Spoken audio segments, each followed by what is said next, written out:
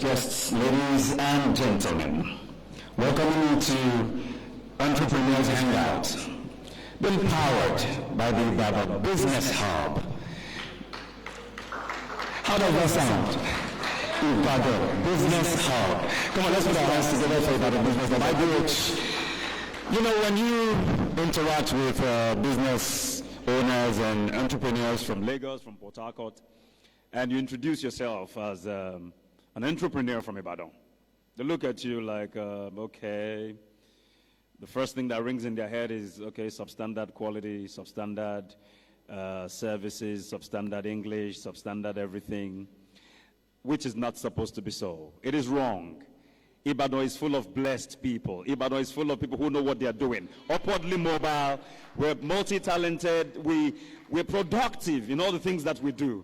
And it will even interest you that the movers and shakers in these cities, if you trace their history, you trace them back to Ibadan. This is where it all starts. And part of what we're doing here today is to reposition Ibadan, reposition ourselves. And there is the need for some kind of surgery in our mindset. We need to have a shift of mindset because it's important how we see ourselves. If over time they keep seeing us as people who are substandard and we also accept that mental image of ourselves, then we have done ourselves a disservice. But today, we're having this hangout so that we can brainstorm, so that we can also learn from those who have gone ahead of us. Seated in this beautifully decorated auditorium this morning, I have people who have burned the midnight oil in the area of business. The business field is like a pool of murky waters. And sometimes we need navigators who have gone ahead, who would tell us what to do, where to stop, where to move on. And so we are so privileged to have such people who have been through it all. They've seen it all. And today, they are thriving and they have stories to tell. We also have people who are aspiring to be entrepreneurs. People who are aspiring to be business owners. Some of whom have been stuck because of fear. Okay, the fear of failure. What if I try this and it doesn't work? Today, I believe they are going to receive the impetus that they need to move forward. Also, we have those of us, a very special category, and I think I belong to that category, of people who have burnt their fingers. You know, some have burnt the midnight oil, but some of us have burnt our fingers in business. And we want to learn how to get out of where we are to go into where we are supposed to be. So distinguished guests, ladies and gentlemen, on this premise, I want to welcome you this morning. My name is Fred Akinola Elegbe, and I'll be your host.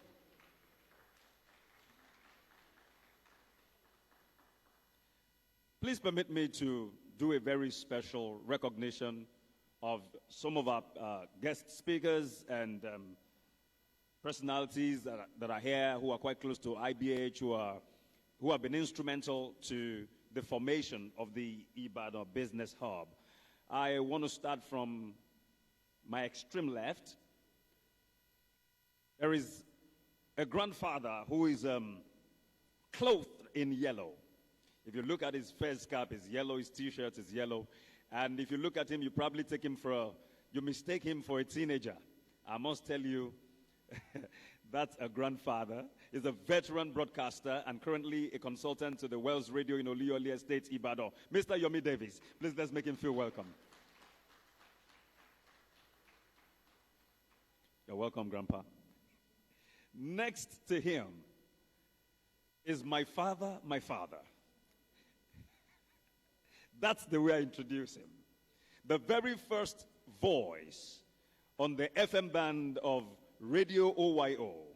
The very first face on BCOS TV. Popularly known in the 80s as Your Music Merchant. Yoju Adegbite. Elder Yoju Adegbite. Thank you so very much for making time out to be here, sir. And next to him is a great-grandfather. Because if I introduce Mr. Yomi Davis as a grandfather, then this next person I'm introducing will be a great-grandfather. A former Nigerian ambassador to the Philippines, who also midwifed the TSOS television service of your state now known as the BCOS TV. He's a member of the Governing Council, Lead City University, Ibadan. Ambassador Yemi Farumbi.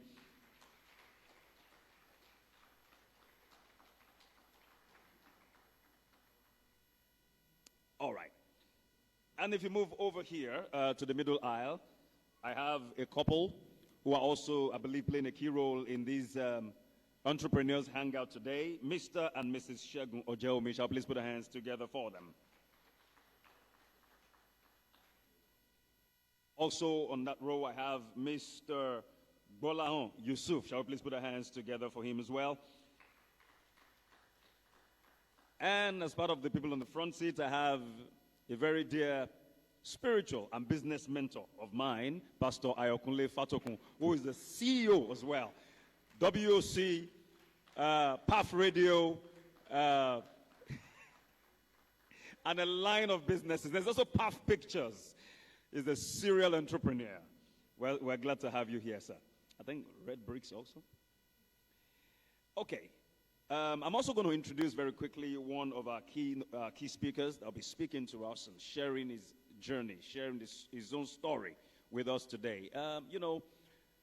I think if there's any limit or limitation, usually it's in the mind.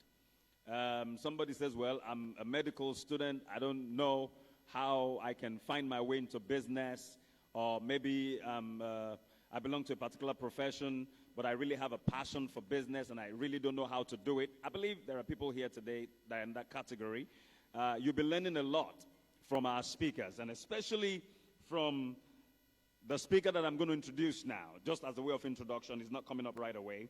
He's a purpose-driven and self-motivated medical practitioner.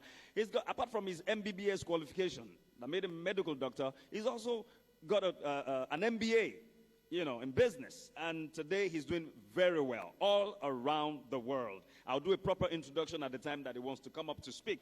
Dr. Abib Olamitoye.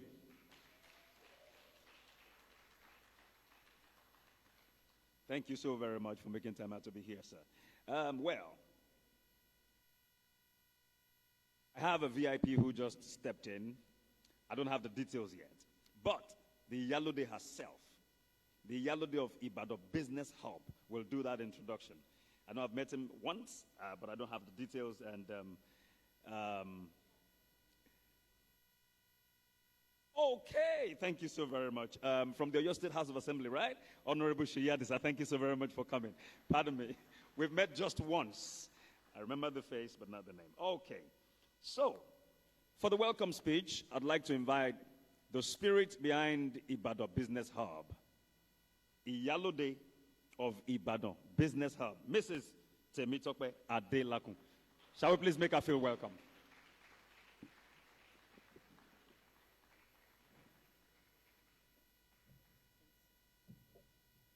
Good morning, everyone. Good morning. Good morning, everyone. Okay, I'm sorry we delayed you. Can you hear me? I'm sorry we started late. As a matter of fact, okay, thank you. Sorry, I'm kind of short, so that's not working for me. As a matter of fact, our speakers came very early, but participants came late. Dr. Ademola was there at 9:40. Mr. Shegun Oye, it was here around 4:50, but there was only one participant, so that's why we had to start late. So although you made us start late, I apologize to you. So can we cheer up a little bit? Hey, John, now. All right, so my name is Temitope Adelaku. I am the Yalode of Ibadan Business Hub. Thank you. I would like to thank you all for making it a date for us to be here together. The vision of this meeting is simple. It's a journey to reposition Ibadan.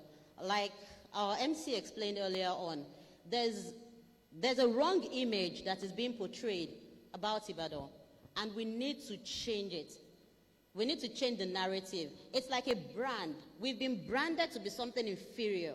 When people want to talk about Ibadan, you hear the red roof city, the place where you have inferior goods, inferior quality, inferior services. And even though sometimes we believe that's just Ibadan, as a matter of fact, it's affecting us. Ibadan Business Hub has been in operation for about 7 years now, and over the years, we know the battles that entrepreneurs have been facing just because of this perception of people about us. When people inquire about our services, they negotiate based on the perception that they have of us. The same quality that they would get in Lagos, for example, they would price it different and then price us different because of what they think about us. And we think it is time for us to take matters into our own hands and to reshape things, reposition it. I remember in December, so every year around October, God gives us a theme for the next year. October last year, we received the theme for 2023 to be the next big thing, which, by the way, is why we have the next big thing. And I remember speaking with my vice president, and it was like, what bigger things than what we've done in 2022? Because God helped us to achieve a lot of feats in 2022. We built our own office. We established our cooperative societies. We did a whole lot of things. Thank you, sir. And our festival for last year was also huge. So we organized this trade fair every year, Ibadan Business Festival. It's the largest gathering of business people in Ibadan. It's the largest trade fair in Ibadan. And despite the challenges that happened around that period, that was when the fuel scarcity started, that was when the Naira notes and all that started, it was still a beautiful outing. And my vice president said, what more can we do? But then in our journey, I have learned one thing. When God says jump, we don't ask how or why. We don't even ask how high. We just jump and then we trust him to help us to soar. So I just told him, we'll go public with it. Our theme is next big thing. And it's amazing how the journey has evolved. At this juncture, I'd like to say a big thank you to our patrons, because without your guidance, we would really not be here today. So the amazing men that were introduced earlier, Ambassador Yemi Farumbi, our chairman, sir, thank you so much for steering the wheels. Elder Yojo Adepite, Eshegoni, sir. Mr. Yomi Davis, thank you so much. And I'd like to thank the advisory board also, represented at this moment by Honorable Sheye Adisa. Our chairman should be here shortly too, Honorable Fatokun. Thank you so much. And Pastor Ayo Kunle Fatokun, thank you so much for steering us in this direction. Because right now we can already see that indeed we are on this journey. We are starting something big. And I would like to say thank you to our speakers. Dr. Habib, thank you so much. Dr. Habib actually flew all the way in from the United Kingdom. Kokere Eshegonisa. Thank you so much. And Mr. Sheye Oyeleye, sir, can somebody please help me usher him forward? Please come forward. You are not supposed to be there. We understand how busy you are. We know you are very busy. And out of your busy schedule, you created time for this event. Thank you so much, sir. Esho, sir. And to everyone here present, thank you for coming. I'm sure that this would be a great value for your time. God bless you.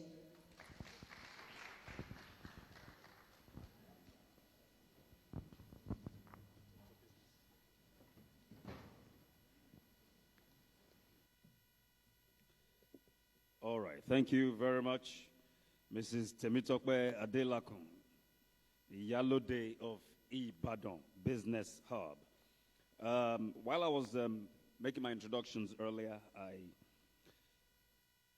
mistakenly skipped the DG of the Development Agenda for Western Nigeria, Dawn Commission, Mr. Sheye Oyeleye. Thank you so very much, sir, for being here. Please, let's give him a proper welcome. Thank you, sir. He came right on time, but he sat somewhere in the crowd, so I didn't know that he's been around. So we're going straight to business. The next big thing. Yalode said earlier, Dr. Abibola Mitoye mi okoyonyi kere, sir. Mi okoyonyi kere, sir. What does the mi okoyonyi kere mean?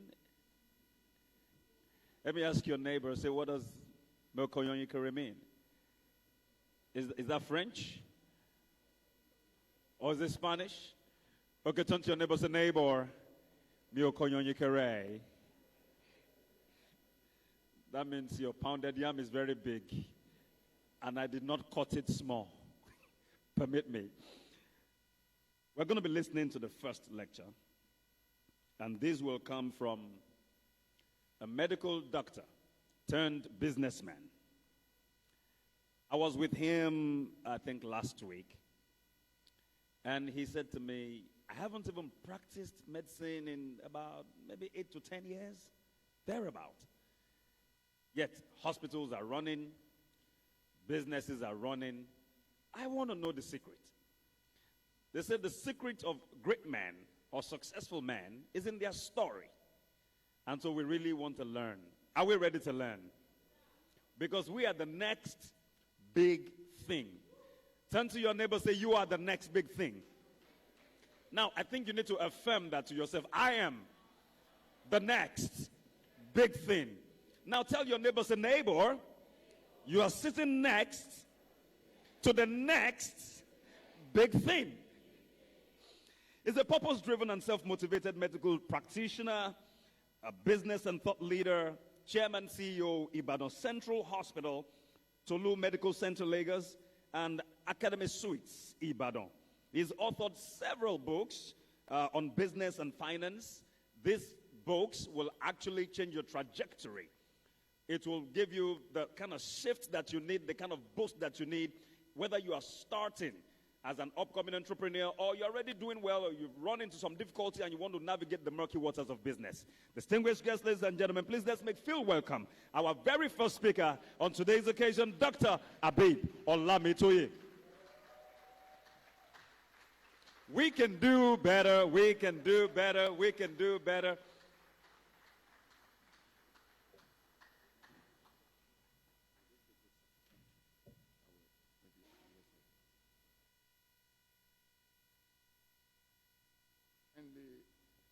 Join me to clap for our MC,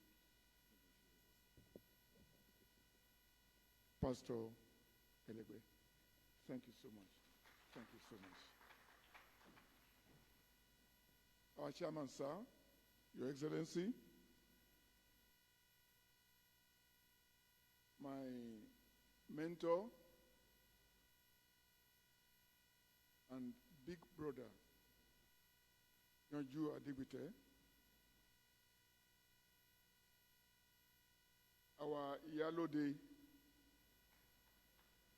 my Iyalode, Emitope Adelakun.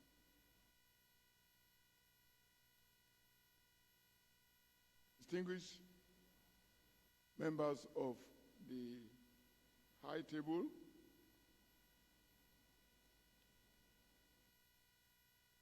my son, or adopted son, Dr. Yusuf,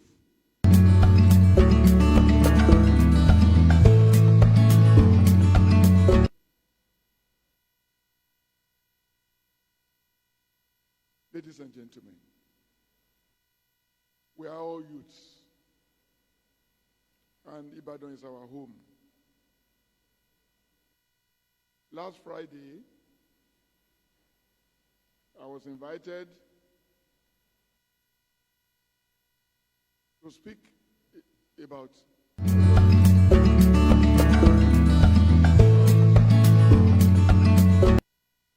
Kensington in London.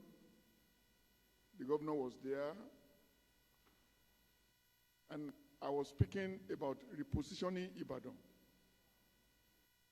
as a city of Dubai. I'm speaking about Oyo State as the state of Florida. What I'm saying is forthcoming state of Florida. Inviting people of means to come over to Ibadan to establish business. How many people are in business in Ibadan? If you are in business, let's clap for ourselves.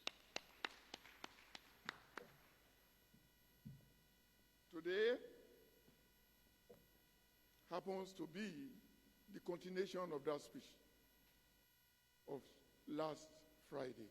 That is, the people that can transform Ibadan. And you are the people to help us to transform Ibadan to another Dubai and transform our state to a state of business and tourism like Florida.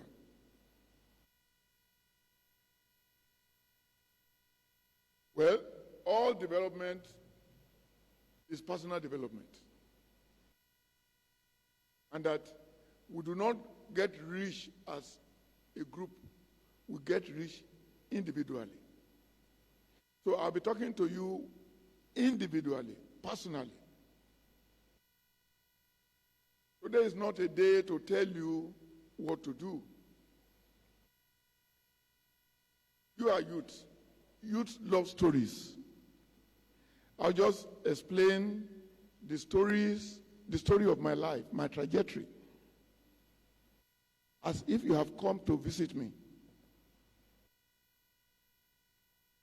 And then I will have 4 slides as summary. I was born, this is where I spent the first 12 years of my life. You have seen this kind of village before. How many people have seen this kind of village before? No light, no school. As a matter of fact, if they say there is no light, it happens in a place like Ibadan. There can't be light. There was never light. So, an uncle, the brother, junior brother to my dad, came to the village and suggested that I should join him in Lagos. So, this is the first photograph I will take. How many people can see me? That is my very first photograph as a little boy. Everything was a surprise to me. It was Ajegunle. All the English in my mouth could not fill a teaspoon. I was sent to evening lesson because 3 entrance exams into secondary schools have been obtained. The forms have been obtained. When I go to the evening lesson, the teacher said I should write an essay to be able to assess me. I should write an essay about my family. My family. That was the first day I will hear the word my family. All along, I knew about farm. So I started writing about cocoyam, about granite, about cassava, about plantain. So by the time I finished, he said there was no way I could be helped. He told my uncle to let me go and learn carpenter or carpentry. So all along I struggled. One by one I failed the 3 entrance exams. And then one day my uncle came and said, there is a school in Yaba where you don't need entrance exam. That was the schools I went to. So I had never done any entrance exams in my life. I went from that school to another school to another school. And I knew that the greatest problem I had was to conquer the rubrics of English language. I went through several books until one day, in my third school, I was able to take part on behalf of the school in debate. That was the school where I did my jump, the second jump, and got admitted to University of Ibadan to read medicine. This is the day of my matriculation. If you see, this is the first suit I will wear. Look at the trouser. Is not my size. That was the suit of my uncle. And even the sleeve of we had to drag that backward so that my hand could show.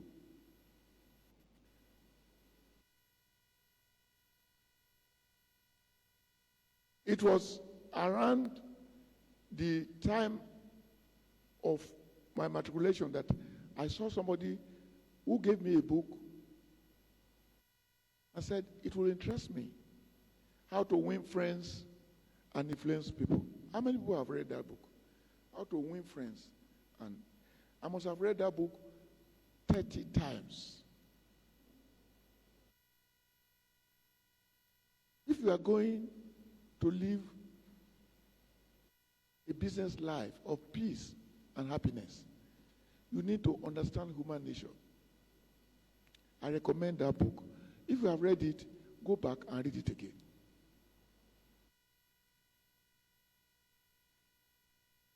This picture was taken on the day I became the chairman of Alexander Brown Hall in UCH.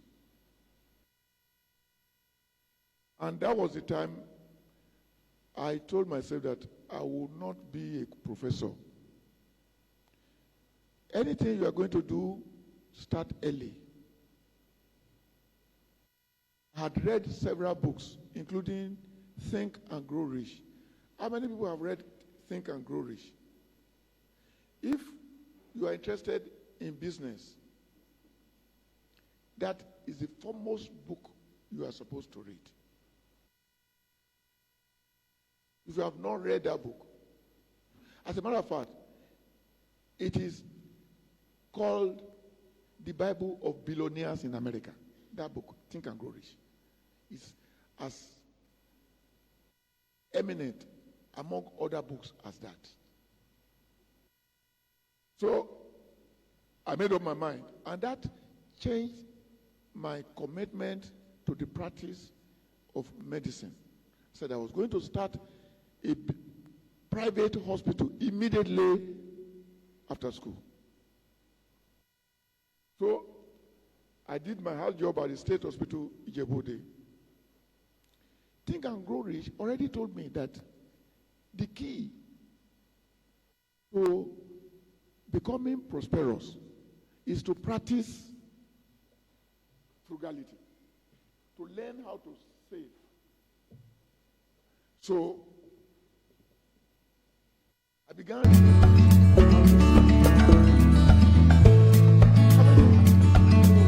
How many of us have read the book Acres of Diamond? Acres of Diamond.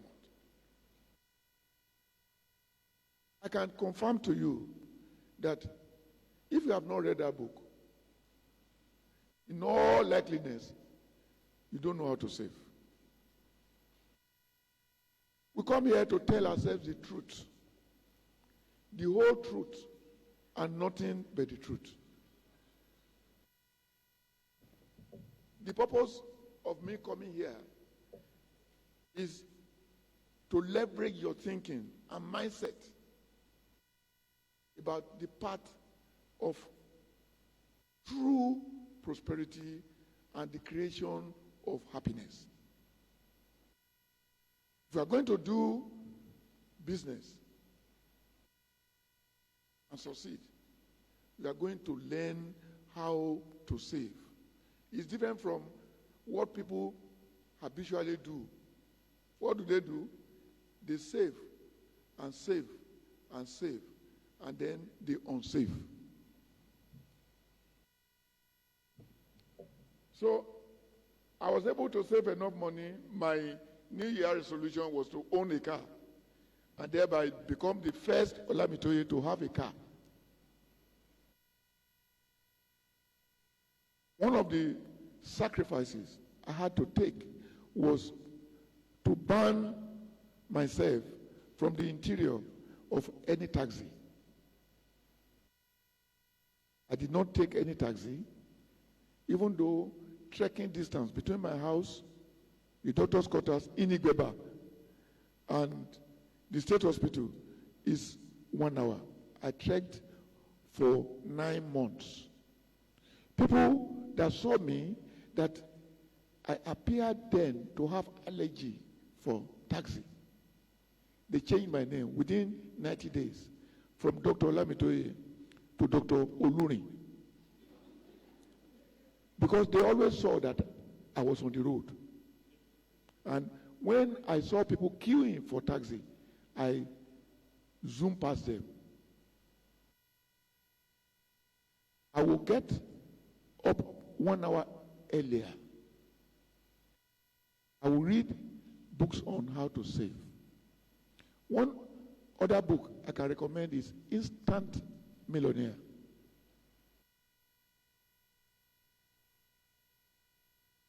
So I was able to buy a car. That was my car. It wasn't fairly used like the cars we have in Nigeria today. This one was thoroughly used. Most of the parts had to be bought back. They've been sold. I bought the car at Owode Onirin in Lagos. So, my mindset changed.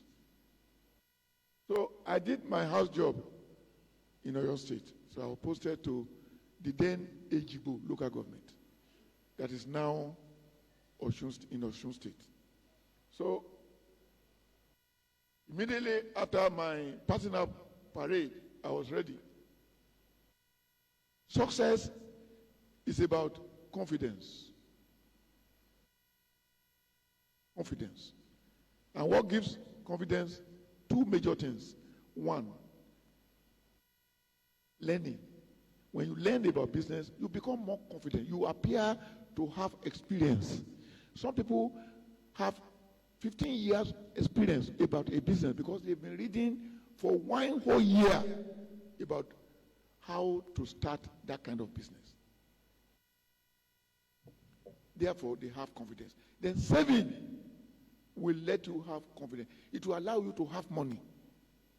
When you have money, you have courage. You have confidence. So I started this is my consulting room. So I started from 3 rooms. I called it clinic. Everything was made of wood. My table, my chair, my couch, everything wood. Because those were the things my Alawi could buy. The best help is self-help. So I began to read. Anytime there was no patient in my consulting room, I would open the pages of my books.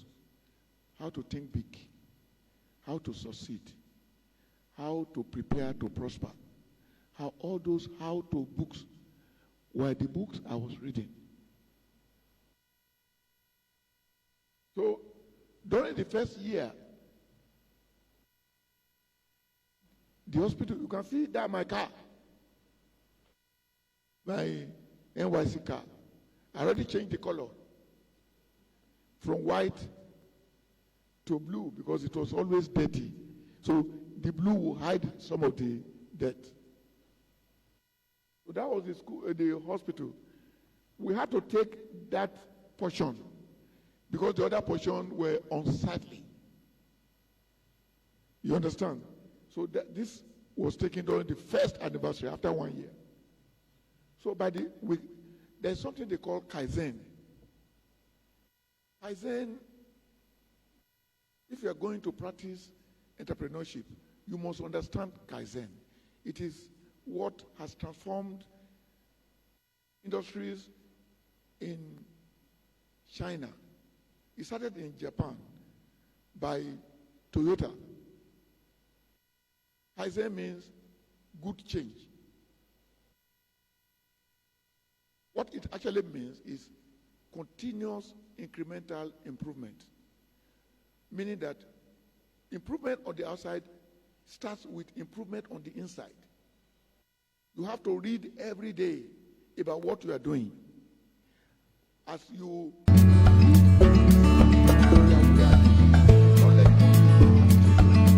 circumstances on the outside will begin to improve all by themselves, needing no help. So, by the 4th anniversary,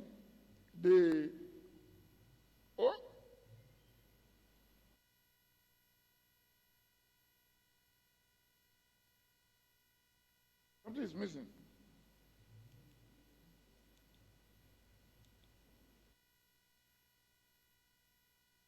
Okay, this is the 4th anniversary. This is Tolu Medical Center. That picture you saw the last time. I think something went wrong with the arrangement of the... So by the 9th anniversary of Tolu Medical Center, no, there's now confusion.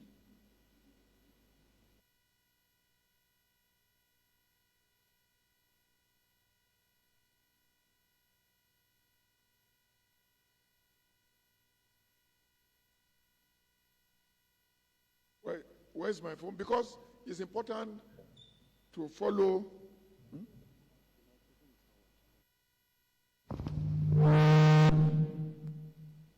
Okay, go back to where? Okay, let me send another. Are you following us?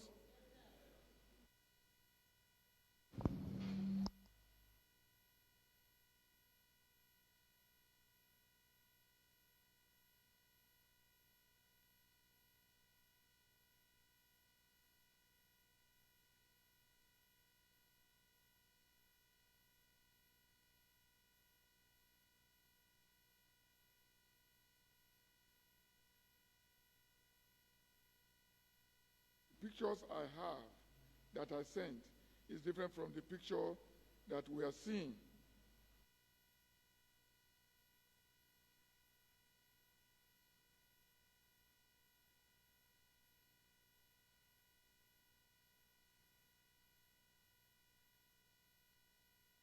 Oh my goodness.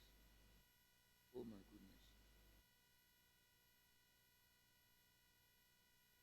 So what I want to do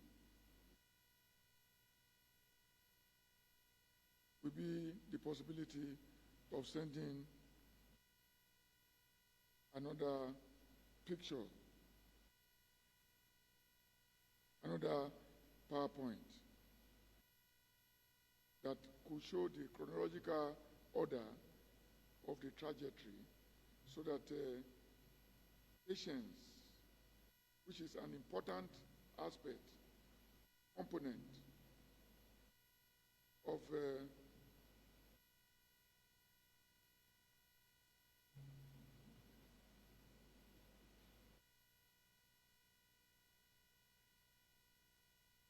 I'm supposed to send the thing to Olalekon.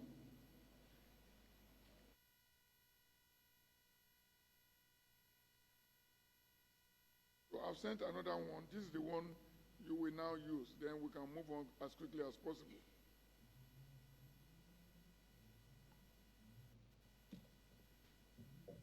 Images are very important. Yes. Eh? Okay.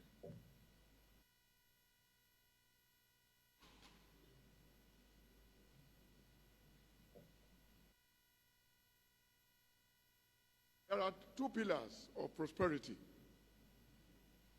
One is industry. This is the one that has been overdrummed to our ears. To work hard. To work really hard. It's good to work hard. But before we work hard, our job is to find out what works. So that you will work only on what works. It's going to grant leverage. Leverage means lever. Something small that can elevate something big. Just like the jack, small, can carry a big truck. Just like enzyme, very small, can lead to digesting large quantity of meal. Just like catalyst, so infinitesimal, can lead to acceleration of chemical reaction. You understand? Lever, one of the key leverage in business is knowledge about the business. It's been said that you should never start a business until you have read about the business. I add that you should read about 10 books about the business you want to start to grant you not only confidence, awareness, to save you from failure and mistakes and catastrophe.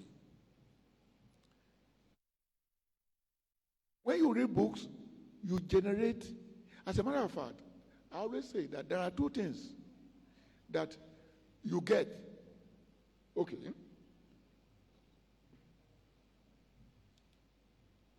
So this is 6th anniversary. This is 9th anniversary of the hospital that started with 3 rooms. When we started with 3 rooms, there was no theater, no x-ray, no lab, just 3 rooms. With incremental improvement, we're reading every day, we're reading all the time. The creation of vision began to evolve. Vision is paramount to accelerated development. Some people call this goals. Vision is pictorial, is seeing yourself already successful. It helps when you read books written by prosperous people. It allows you to feel prosperous, to feel abundance. Feeling is the secret of prosperity. Then we had to start another hospital in Lagos. Then we came to Ibadan. I always love to live in Ibadan. Why? I schooled in Ibadan. And then I was able to compare Ibadan and Lagos. Ibadan, apart from being the capital of Yoruba land, is loaded with peace compared to Lagos people. In Lagos, we are always running. When you look back, there's nothing pursuing them, they are just running. The race families, they don't see their children. The children don't get to see their daddy. Because daddy will have gone since 4 a.m. and won't be back until 10. That's not the way to live. We are fortunate in Ibadan. We have all the time to learn our way to prosperity. So we started, and then we had to leave that spot. That spot is just around, down the road there, at Mobi bus stop. That's where we started Ibadan Central Hospital. And then we bought this house at Ososami Road and began to improve it, incremental improvement, to get new version first of yourself. Every year, you create a new version. Just like Toyota will bring in a new version. They will change little things inside. That is Kaizen. They change it a little. They change the roofing, change the rims, change the steering, you understand now? That is incremental improvement. The key to sustaining maintenance mentality is to embrace improvement mentality. So I had to go back to university after I've never worked in Ibadan, in Ibadan Central Hospital. I was telling Pastor Lekon, the last time I saw a patient, 26 years ago, not 9 years ago. Ibadan Central Hospital became 25 in May. So I had stopped seeing patients since then. Why did I stop seeing patients? When you begin to read, new things will happen to your life. It got revealed to me that it is not how many patients I could see that will bring transformation in the lives of my patients, but how many patients my institution can see. So it dawned on me that I should bring in more doctors to see the patients rather than me seeing the patients myself. And that was why I was able to read books on how to run that single hospital in my absence. Anything you want to do, certain people have done it in the past.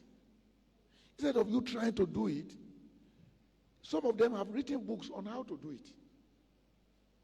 Go and read the book and then try to do it. Read another book, try to do it. Read another book until you figure out the easy way to do it. After that, you are liberated. That's why it's easy for me to run one hospital, run second hospital, run third hospital, run fourth hospital. In my absence, I live in England.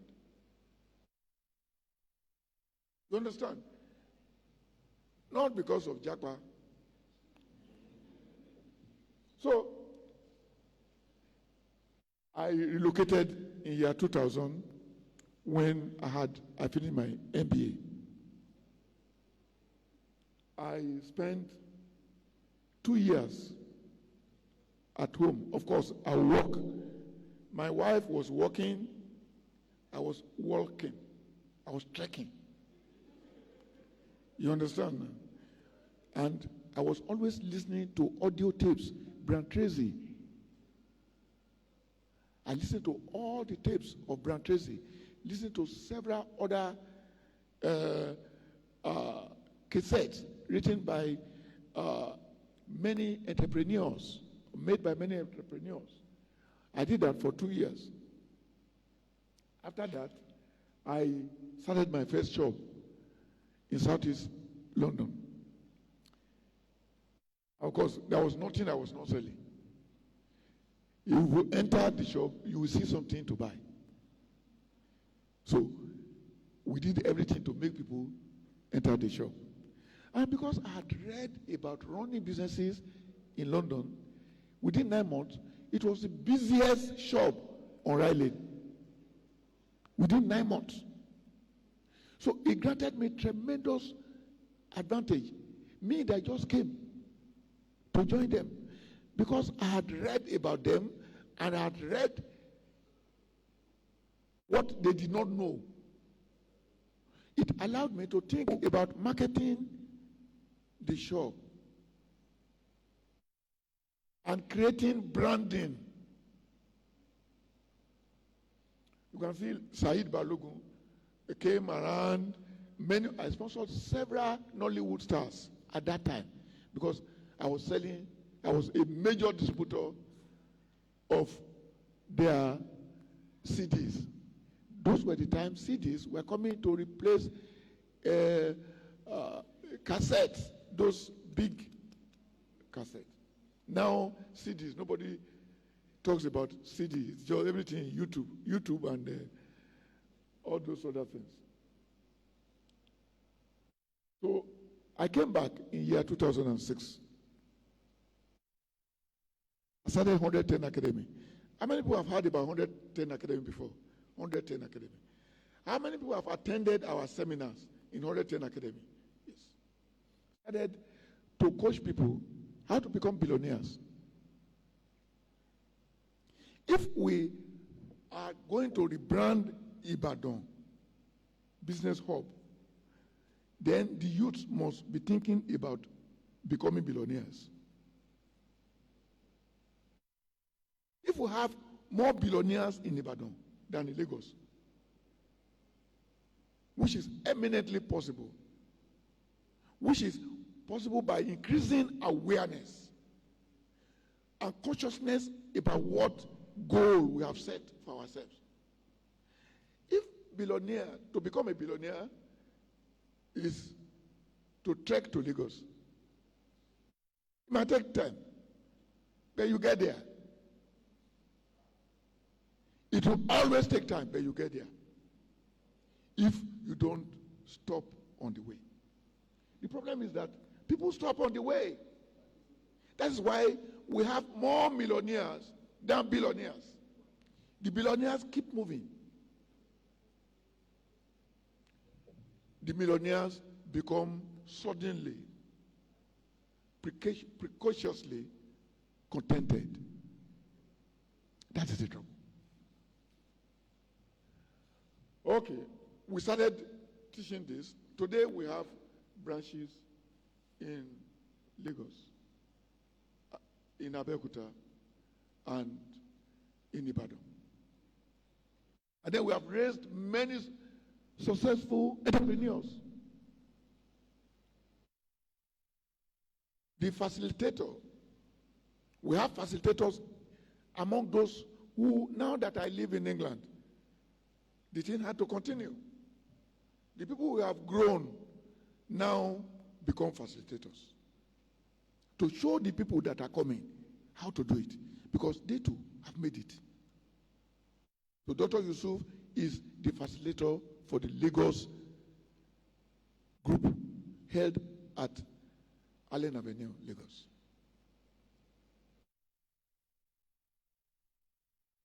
So along the way in doing this, I also had an encounter with Helping Oyo State as the special advisor to Governor on Health. That was the closest I got into becoming a politician. So after 1 year, I begged Uncle Yonju Adegbite that I have to go. And I resigned. As a matter of fact, I was the only one who resigned by myself, needing no help in that what they call executive council. So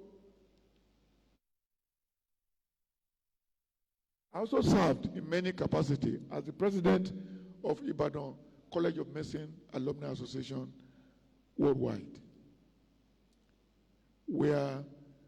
Today we are doing a lot of things. We are creating a new Alexander Brown Hall that is worth 2.5 billion naira. My classmate, one of the alumnus, contributed $1 million. You had it. It was said everywhere. We were in university together. We, the rest of us, who could not contribute $1 million, contributed many various kinds, but the minimum you can contribute is 1 million naira. You understand now? And then we have raised, apart from the $1 million, the rest of us have contributed close to 300 million naira. And then the thing is going. Then I've also served as the chairman of the board of directors of UI Ventures to run the UI hotels and all the UI. I served there again after 2 years, and I've shown them that the path to perpetual prosperity is perpetual learning, perpetual reading, perpetual frugality. Once they got that, I resigned. Because if you don't resign from something lower, you can't be assigned to something higher. So, I run a foundation called, because if you are prosperous and not generous, you'll be miserable. You can't escape it. The more money as your system, yourself, must represent what they call an artery of commerce. That is, money will come, will pass through you, you take some, and open the gate for some to go out. It's not okay to start 110 Academy and teach people who are able, who are willing. You must also think about people who are unable. You understand? So I floated a foundation called Ibadan Business Foundation. We do many things. Now in the College of Medicine, we have scholarship for MBBS students.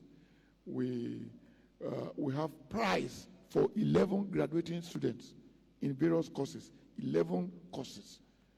So every induction, they call out those who win the best in each of the courses held in the College of Medicine.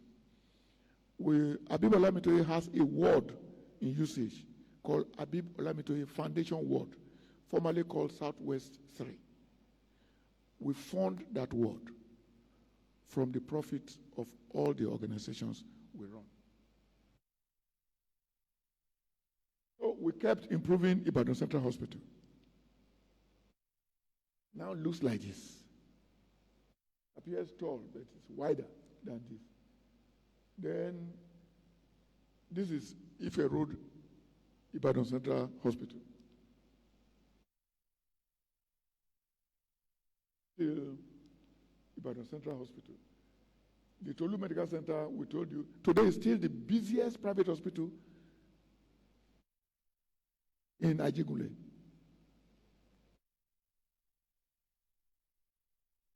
You can see it now looks like flower among all the other houses in Ajigule.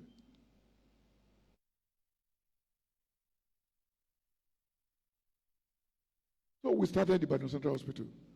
We started Academy Suite. You know, I'm still doing the same thing. Hotel and hospital are the same. They are the same. Hospital and hospitality are the same.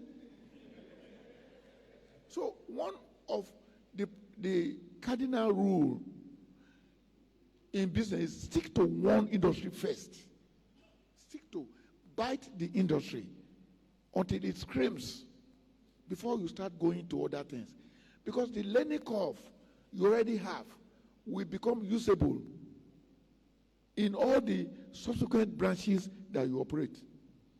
So when we started, and then, of course, this is Ife Road branch. Still Ife Road branch. This is Abeokuta branch. This is still Abeokuta branch. I've written many books. This is the first book I wrote about. This is essentially about money. The greatest and strangest money-making secret. Nigerian Tribune sold this book for 2 years with newspapers all over Nigeria. when it first came out. It's just essentially the narration of the stories I've told you and the application of knowledge about the growth of business empire. So it was adopted and published by a company in the US called iUniverse. So we don't have authority over it anymore. So, but the agreement was that we could sell it only in Nigeria and Africa. He said Nigerians don't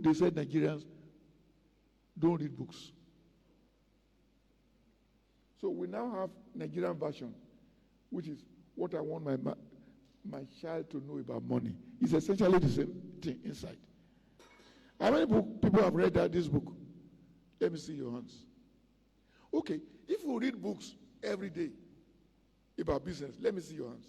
Every day without fail. Without fail. If you fail one day, don't raise up your hand.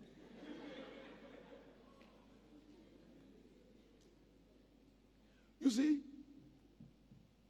when you read in the morning, 4 a.m., if go and Google that typical wake-up time of billionaires in the world is 4 a.m.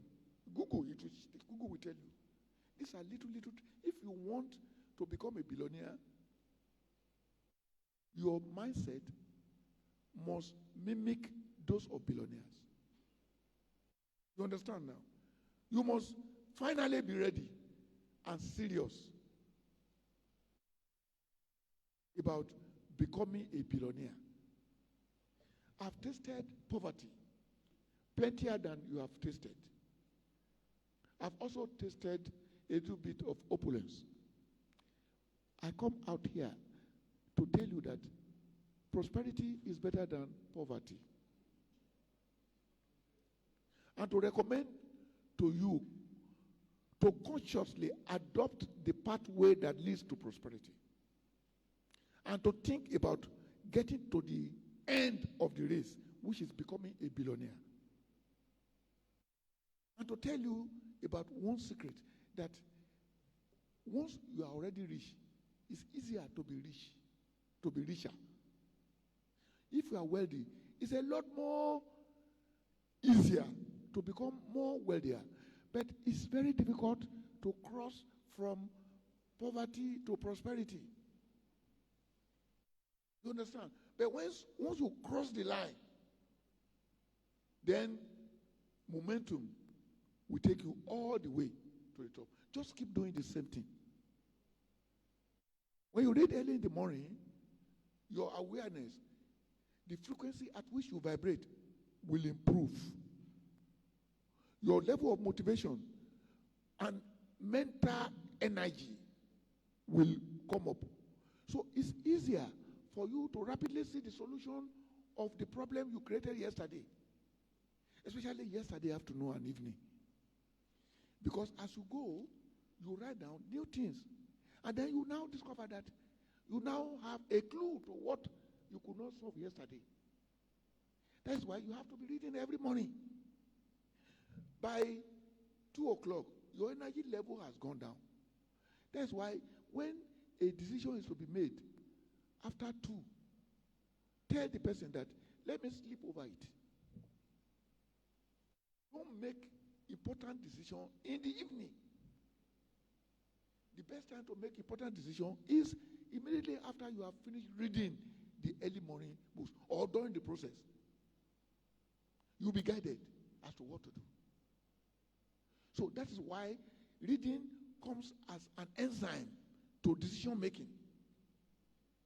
A lever to carrying heavier weight than the one you could carry yesterday. So how many people sitting here are now ready going forward to read every day? Let me see you. Please promise me. Don't waste all our time coming together. You understand now? If you are going to rebrand Ibadan, it starts with you rebranding yourself. You must be rebranded. We cannot get rich collectively. We have to get rich individually. And then we come together. You understand? So, I've written other books. This executive stress management. The forward was written by then boss, His Excellency Ajimobi.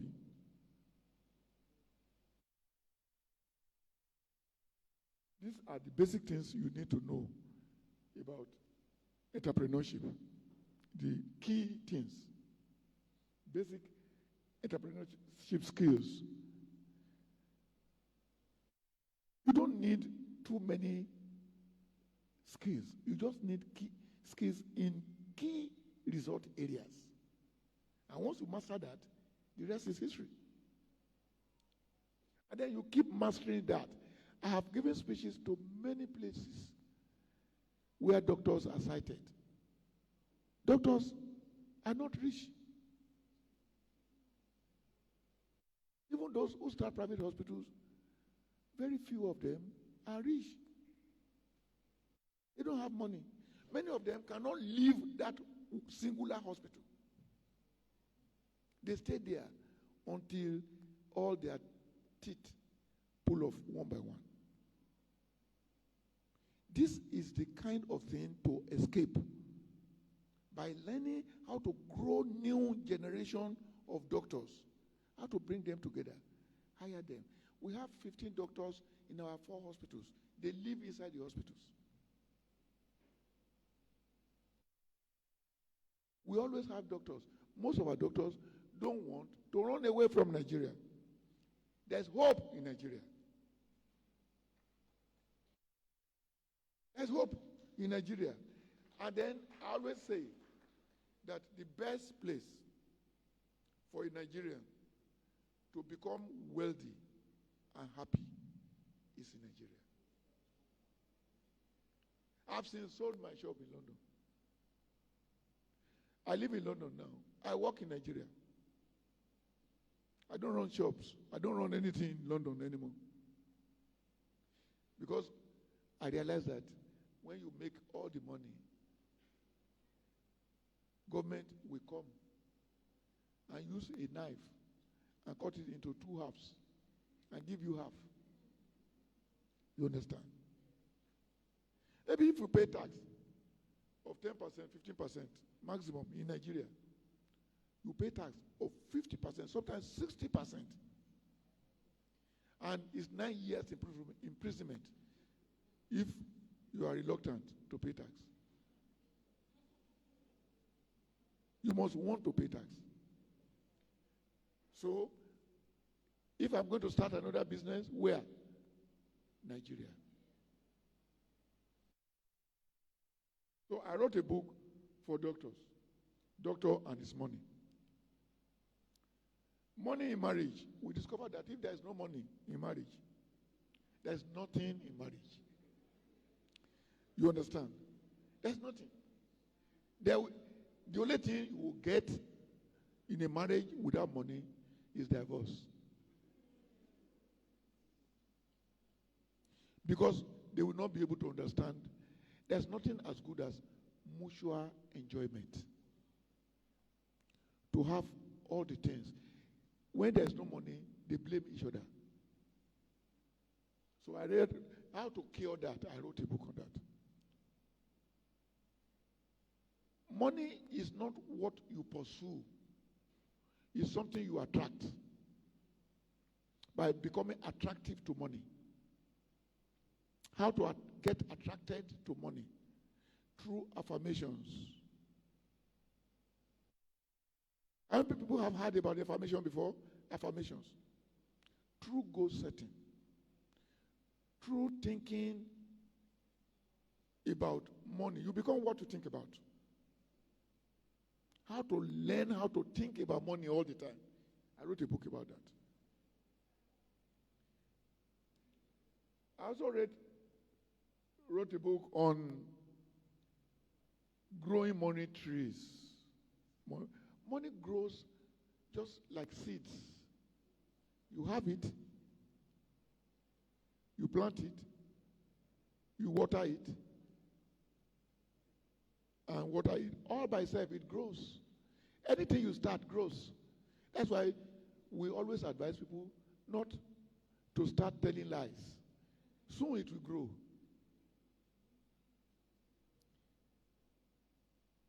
Once you start growing money trees, it will have twigs. One of the key things in Nigeria about saving is that we advocate that the best way to save is to have a mindset that the first 7 years, I will never spend this money. How many people have saved for 1 year without touching it? 1 year? To keep saving money 1 year? 2 years? Without touching it? 2 years? 3 years? 4 years? 5 years? 6 years? 7 years? That was what I did in Ajegunle. I saved money for 7 years without touching it. And that was why I was able to build it. At the end of 7 years, between 1987 and 1994, by the time I was going to build the hospital, you saw, I already saved 35 million naira. 35,350,000 in 1994. At that time, I had not gotten married. And then one of the things I started doing was that nobody knew I had money. I didn't allow anybody to suspect that I had a penny. I would wear short knicker and wear shoes that are used. You understand? Nobody suspected. I didn't buy any car. I didn't buy all those things that people will. By the time I started building, they thought it was Julius Berger. And I then had to be explaining to friends and relatives that, of course, I had to lie, that I took a loan. I've never taken a loan in my life. Once you learn how to save, you will never need a loan, especially a bank loan. You can't take a loan in Nigeria. It's not possible. They will take all you have. Why? Because the marginal profit for what you want to do is about 30%. And the interest on the loan is 30%. So you will spend all your days on earth to service the loan. So I also wrote a book, this about saving, how I saved. Because if you cannot learn how to save, they said a man who cannot save and his wife who will not save are the same. They are not safe. If you cannot save, you are not safe. If you have been saving for 7 years and you have been reading for 7 years, transformation will happen. Your life will never be the same. I can confirm that to you. So prosperity takes long time to cook. Building a great life. This is how to set goals. Success is goals. You have to learn how to set it. You have never set it before. Maybe in your family, nobody has done that. And you want to be the first person to become a billionaire in your family. You have to be the first person to learn how to set goals. And all these things, you have to be doing them secretly. or friends and relatives will either tell you to come and borrow them money if they know you are saving. It's better not to save than to show people that you are saving. They can kill you if you don't give them money. Or you don't need to read. I had a friend, permit me to speak Yoruba. Oh, kì í kàwé. Ó ní kí ni máa kàwé fún? Gbogbo ẹgbẹ́ mi ń kàwó, èmi á máa kàwé. Nothing can be more foolish. Who is going to give you money to count if you don't begin by learning how to count money? So, goal setting. This is the story of how to create a business that thrives in your absence. I don't work in the hotels. Some of the time, the hospital in Tolu is still the busiest, I told you. I've not been there I'll go there again maybe on Sunday. Many people there don't know me. You understand? Sometimes, 8 months I don't go there. How to create a business that thrives in your absence. In all my businesses, today, I can confirm to you that the minimum wage is 55,000. That's among cleaners. Our doctors are part of the highest paid doctor in Nigeria.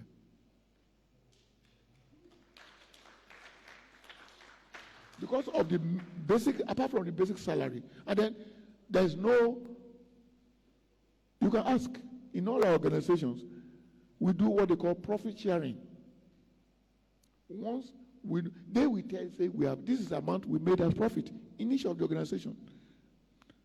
About 10% of the gross profit is shared. 10% of plenty money is a lot. So communication skill in business is not about speaking good English. It's about how to sell. You understand now?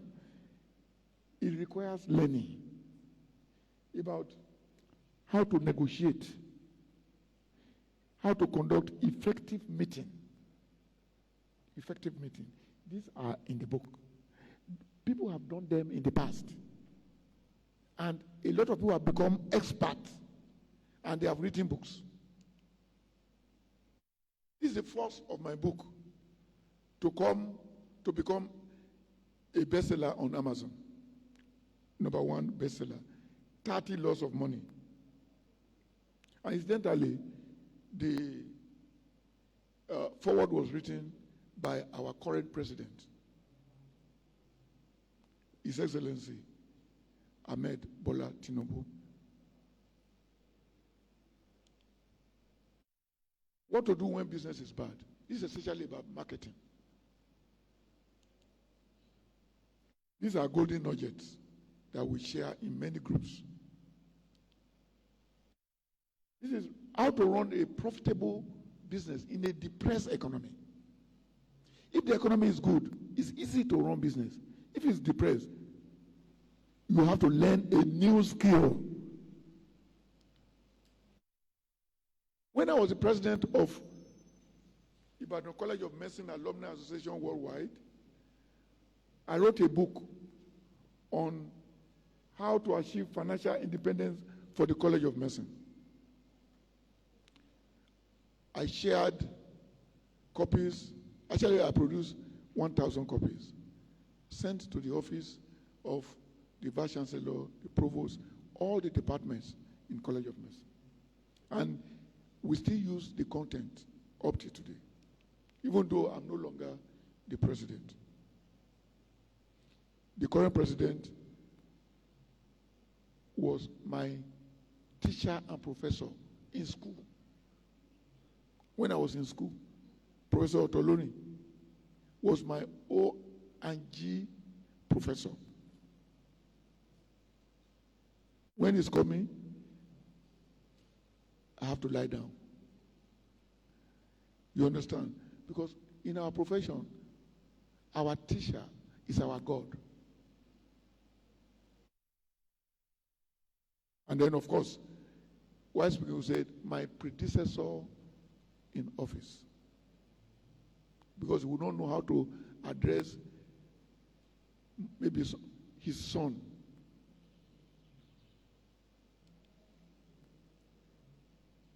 How to manage your time so that you can have enough time. All this delegation and all these things I've done, it is management of time. It's selling my time to people and encouraging them to do what I should have done by myself. Today, apart from reading, I almost do nothing. I do nothing. I still wake up 4 a.m. in London. I do all my reading. By 7, I will switch on my phone and go through the messages. Then by 8 o'clock, I'll start reading my morning newspaper, which is the sales in all the hospitals and hotels. Because that is the news I love the most. And then, of course, I don't allow the alert in my phone to ring. It's silence. Because if I put it on, to make it, I will not be able to have peace. Because at any point in time, they are paying for one thing or the other in various locations. I look at that too. After I just look at it, I don't even look at individual alerts. I just scroll and scroll and then look at the balance in the account.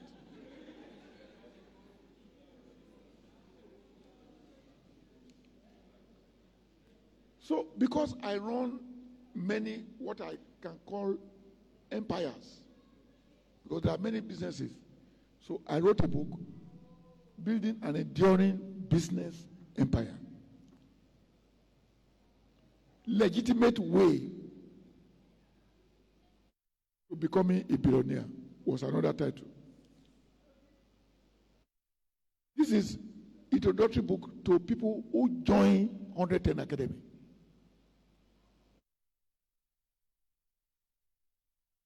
I wrote this story on how Academy Suit started and the philosophy of management. Thank you.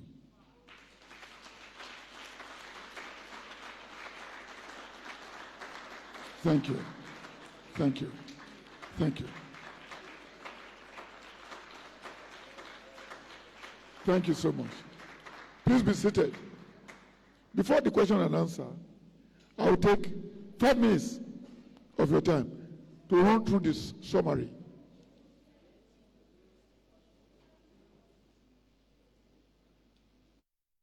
Oh, now go to the other side. Go to the other message, the first one.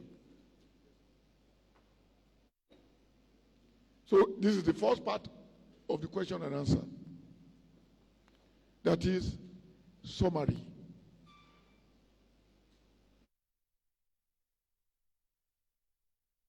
First, the first slide, I explained leverage. You, by working hard, the harder you work, the less you earn. By learning what works before you work, you make yourself become lazy and intelligent. Lazy, that is the key to prosperity. Lazy, that is, rather than working, you decide to be lazy. Many prosperous people learn this mindset.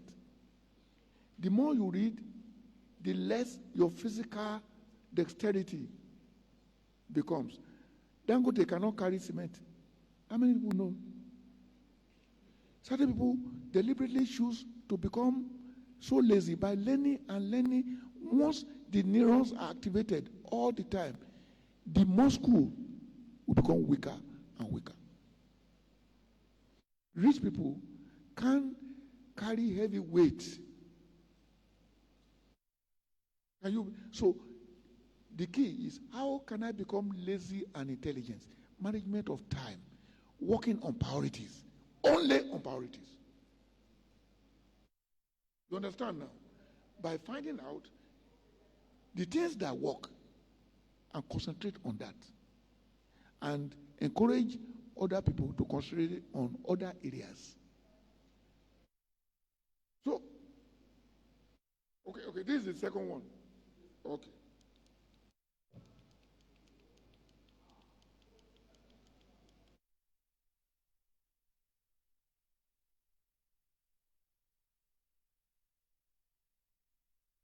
So leveraging helps us to work less.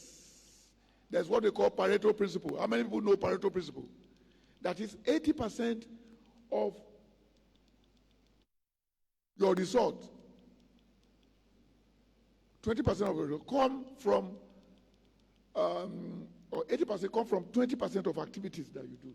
So you just look, what is the minor thing, the 20% that generate 80% of the result, and you focus on that, absolutely. And you don't do all the thing. Our fathers, in their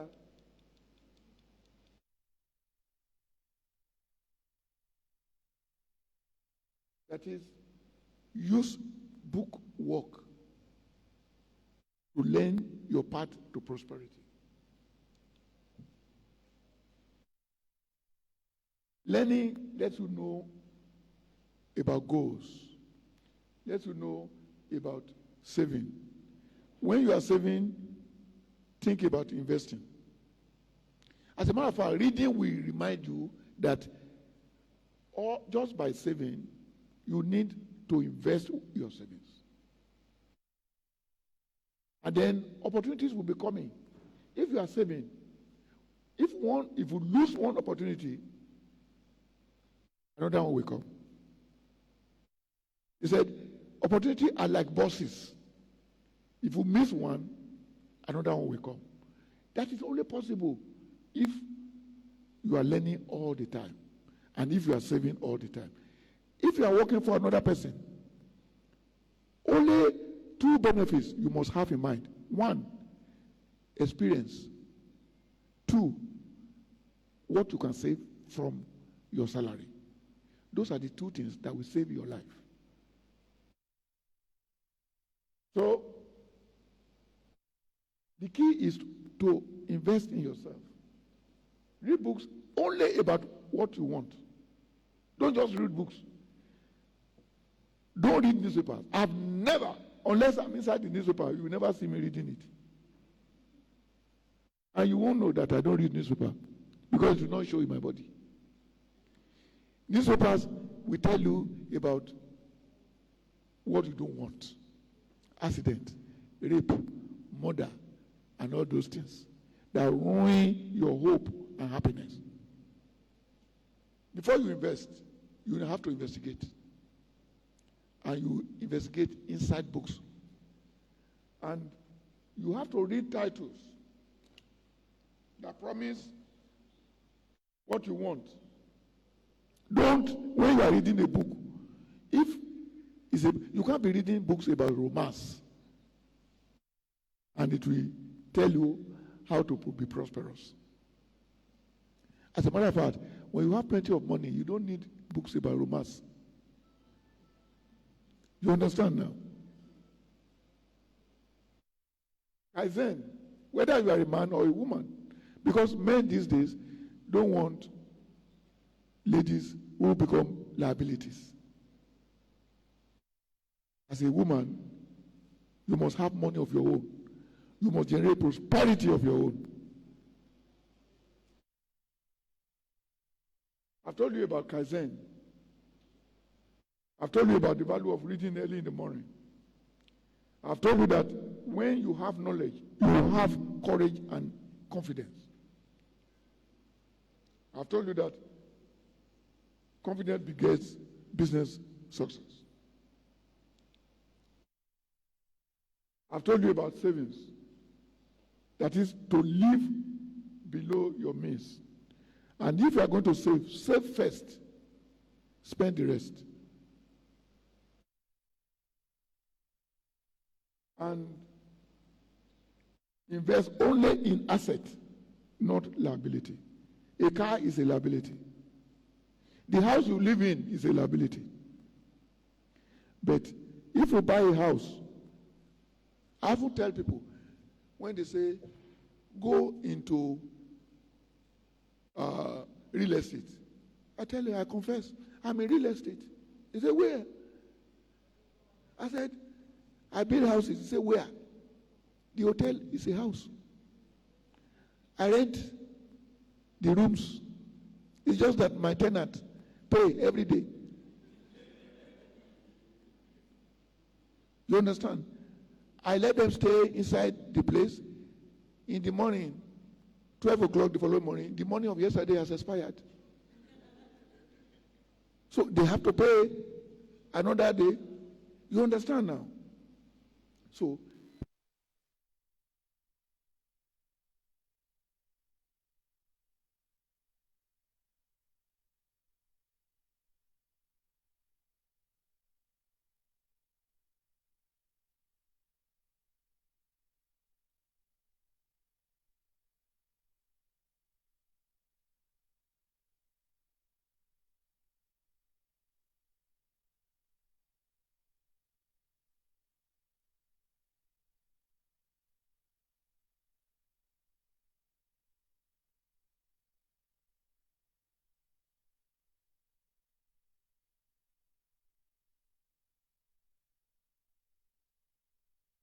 All right. Sound. Okay. All right. Wow. The secret of great men is in their story. Thank you so very much, Dr. Habib Olamitoye, for those nuggets that you've shared with us. We'll run with them. Once again, please let's appreciate our first speaker, Dr. Habib Olamitoye. Thank you for being so very open and very transparent and very thorough and detailed. I believe that many of us would leave this hangout today as better entrepreneurs by God's special grace. Okay, so we're supposed to have the Q&A, but before we have the Q&A, just to save our time, we started a little over an hour late, and the second speaker would be having a Zoom meeting sometime this afternoon, and we don't want to impact too much into his meeting. And if you know where he works, then you will understand that we don't want to disrupt his program. He's the Director General, Development Agenda for Western Nigeria. That's the Dawn Commission, which was set up by the governors of the southwestern Nigeria. So he's a man that is quite busy. He's got to be in meetings with different governors of the Southwest. That's quite strategic. So please let us permit me to bring up the second speaker. And right after he has about just 20 minutes or so, I've been told. So right after his speech, we'll now take the Q&A together. So sir, please, I'm appealing to you, because I know you're also very busy, extremely busy. But I want to appeal to you to please just wait a little while for his speech, and then we'll now take the Q&A together. And by that time, I'm sure that most of us that have questions would have composed our questions and all of that. So I think it's even a good one to bombard both of you at the same time with questions. Would that be fine? Would that be fine? Okay, so please let's welcome Mr. Sheye Oyeleye, the DG, Dawn Commission.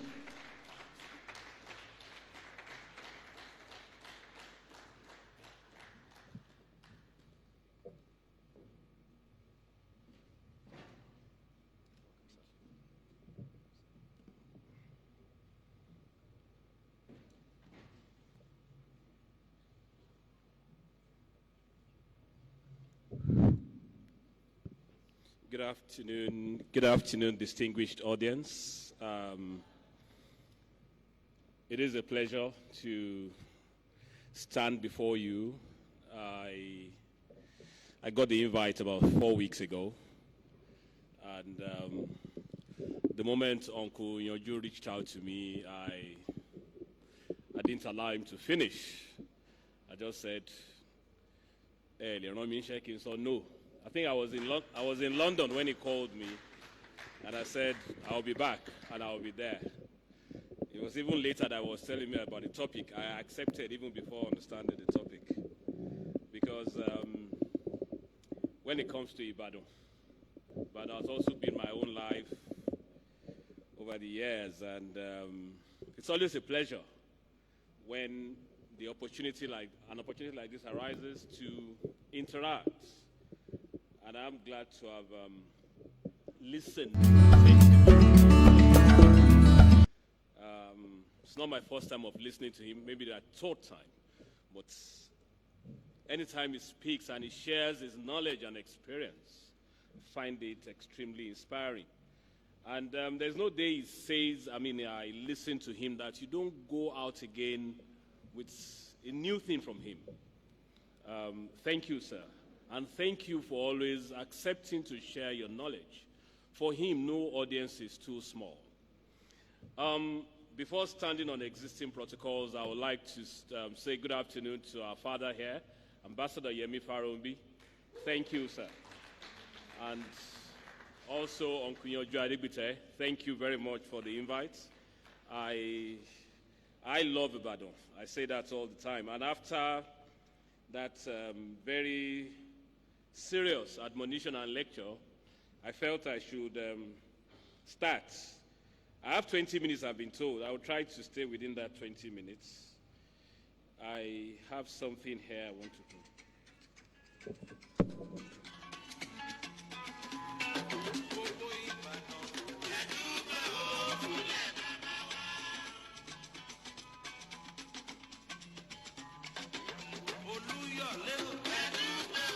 For the young ones here, who is singing? I'm not the older ones, of course.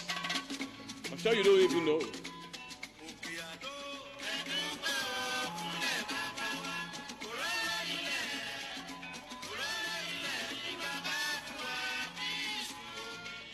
Well, it's 3 minutes, so I will stop it there. Thank you. It's just to tell, let's start on that jovial note. My own Ibadan story started a few years ago.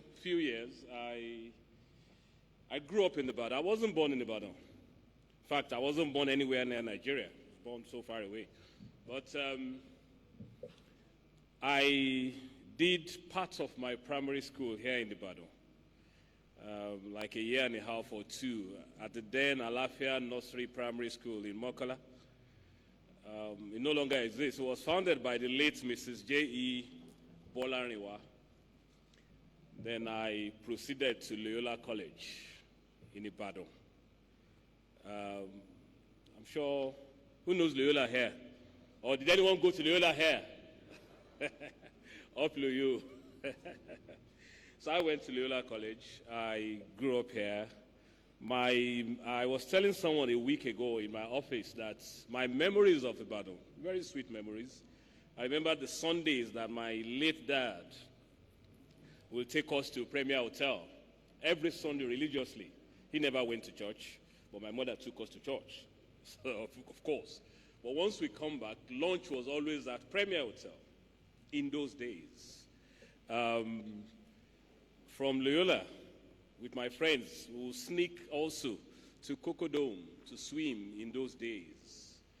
The Ibadan I remembered was the one that I would take a 10-kobo bus from our area in Basharu to my friend, the late Dikpo Famakinwa, my predecessor as the DG, who was then living on Poli Road. We walked all over the place. It was a beautiful city. The hub of development in Western Nigeria in those days. And that was why it got the appellation pace setter. The other day in London, and I asked a question at the Oyo Summit as well. I said, can anyone tell me the first dual carriageway in Nigeria? Does anyone know here? The first dual carriageway in Nigeria? Queen Elizabeth Road. I asked the question, so everybody was talking about Lagos. In fact, someone said Abuja. Abuja Bawu. Now, that's the first dual carriageway in Nigeria. In some environments, that's a tourist attraction. that should be a money-making center where you put a gate there, you sell souvenirs. I visited the first dual carriageway in Nigeria. It might seem like nothing to you, but trust me, it is something. But anyway, I have a paper that I've prepared, which I'll go through because of time. But I just want to say that there are a lot of potentials in this city. And I'm glad, sir, that you highlighted it again. That, you see, if you are a lizard in Nigeria, does not necessarily follow that you become a crocodile in Ottawa or Toronto. Your mindset, if it's a lizard here in Nigeria, if you're not careful, by the time you get to London or Canada, it might become an omonile. So, all I'm just trying to say there is that Japa alone is not always the solution. And I travel around a lot. I lived outside Nigeria for over 20 years before coming back. And don't always believe that the only solution to all your problems is when you japa. Anyway, that's a story for another day. So my papers is rebranding and remaking Ibadan, the role of young entrepreneurs and governments. I assume there is no need to explain what branding means to entrepreneurs, other than to say we're all agreed. It is an effort that makes an entity look larger than life. But does a geographical location need branding? And Ibadan is a geographical location. Now, picture an American investor coming into Nigeria and having to choose between a company in Lagos and one in Ibadan. Which one is he likely to choose? And it may just be that the Ibadan-based company is more competent. That is what city branding does. No matter how good you are at what you do, if you reside in a city that has a negative business perception, you're already taking the short end of the stick. So when they are, as the Alode said, if they are willing to pay 5,000 naira per hour to that person in Lagos, when it comes to the Ibadan man or woman, they'll be negotiating at 500 naira per hour. So perhaps the first, and for some, the only thing they know about Ibadan is the rusty brown roofs, popularized by John Pepe Clark's poem titled Ibadan, and Abimbola Adelakun's Under the Brown Rusted Roof. For those that read, and those that read newspapers, you should know Abimbola Adelakun. She writes for Punch newspaper, and she's also a lecturer at Austin University in Texas. Another narrative is how far-flung and wide the city is, scattered and flung across 7 hills. How about the narrative that the residents of Ibadan are tight-fisted? I don't believe that. There are scarce narratives that endear Ibadan to the outside world, and therefore make it a hub that can attract investments on its own, like Lagos, for example, does. So why does Ibadan need rebranding? Ibadan needs a rebrand because you may be surprised. It used to hold the perception that Lagos currently holds.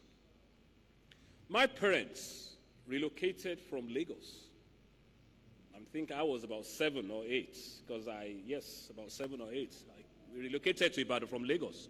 My late dad joined the services of WNTV, WNBS, Western Nigeria Television and Western Nigeria Broadcasting Service. Ambassador Yemi Farombi was my father's guy in those days. I still remember, sir, he might have forgotten, I think it was around 1975 or 76. He was a young boy. It was late in the night. He drove to our house and told my dad, because my father was an engineer. And I think there was a problem at the station. Ambassador M. Farombi drove to our house and told him, Lambo Dide, we need to go. And I remember later, and then the city was safe. We went away far in the night. Through my father's work, I traveled around with him as an engineer to places like Idominosi, Ashileke, where they installed all the masts That's, and I'm sure it's still there today.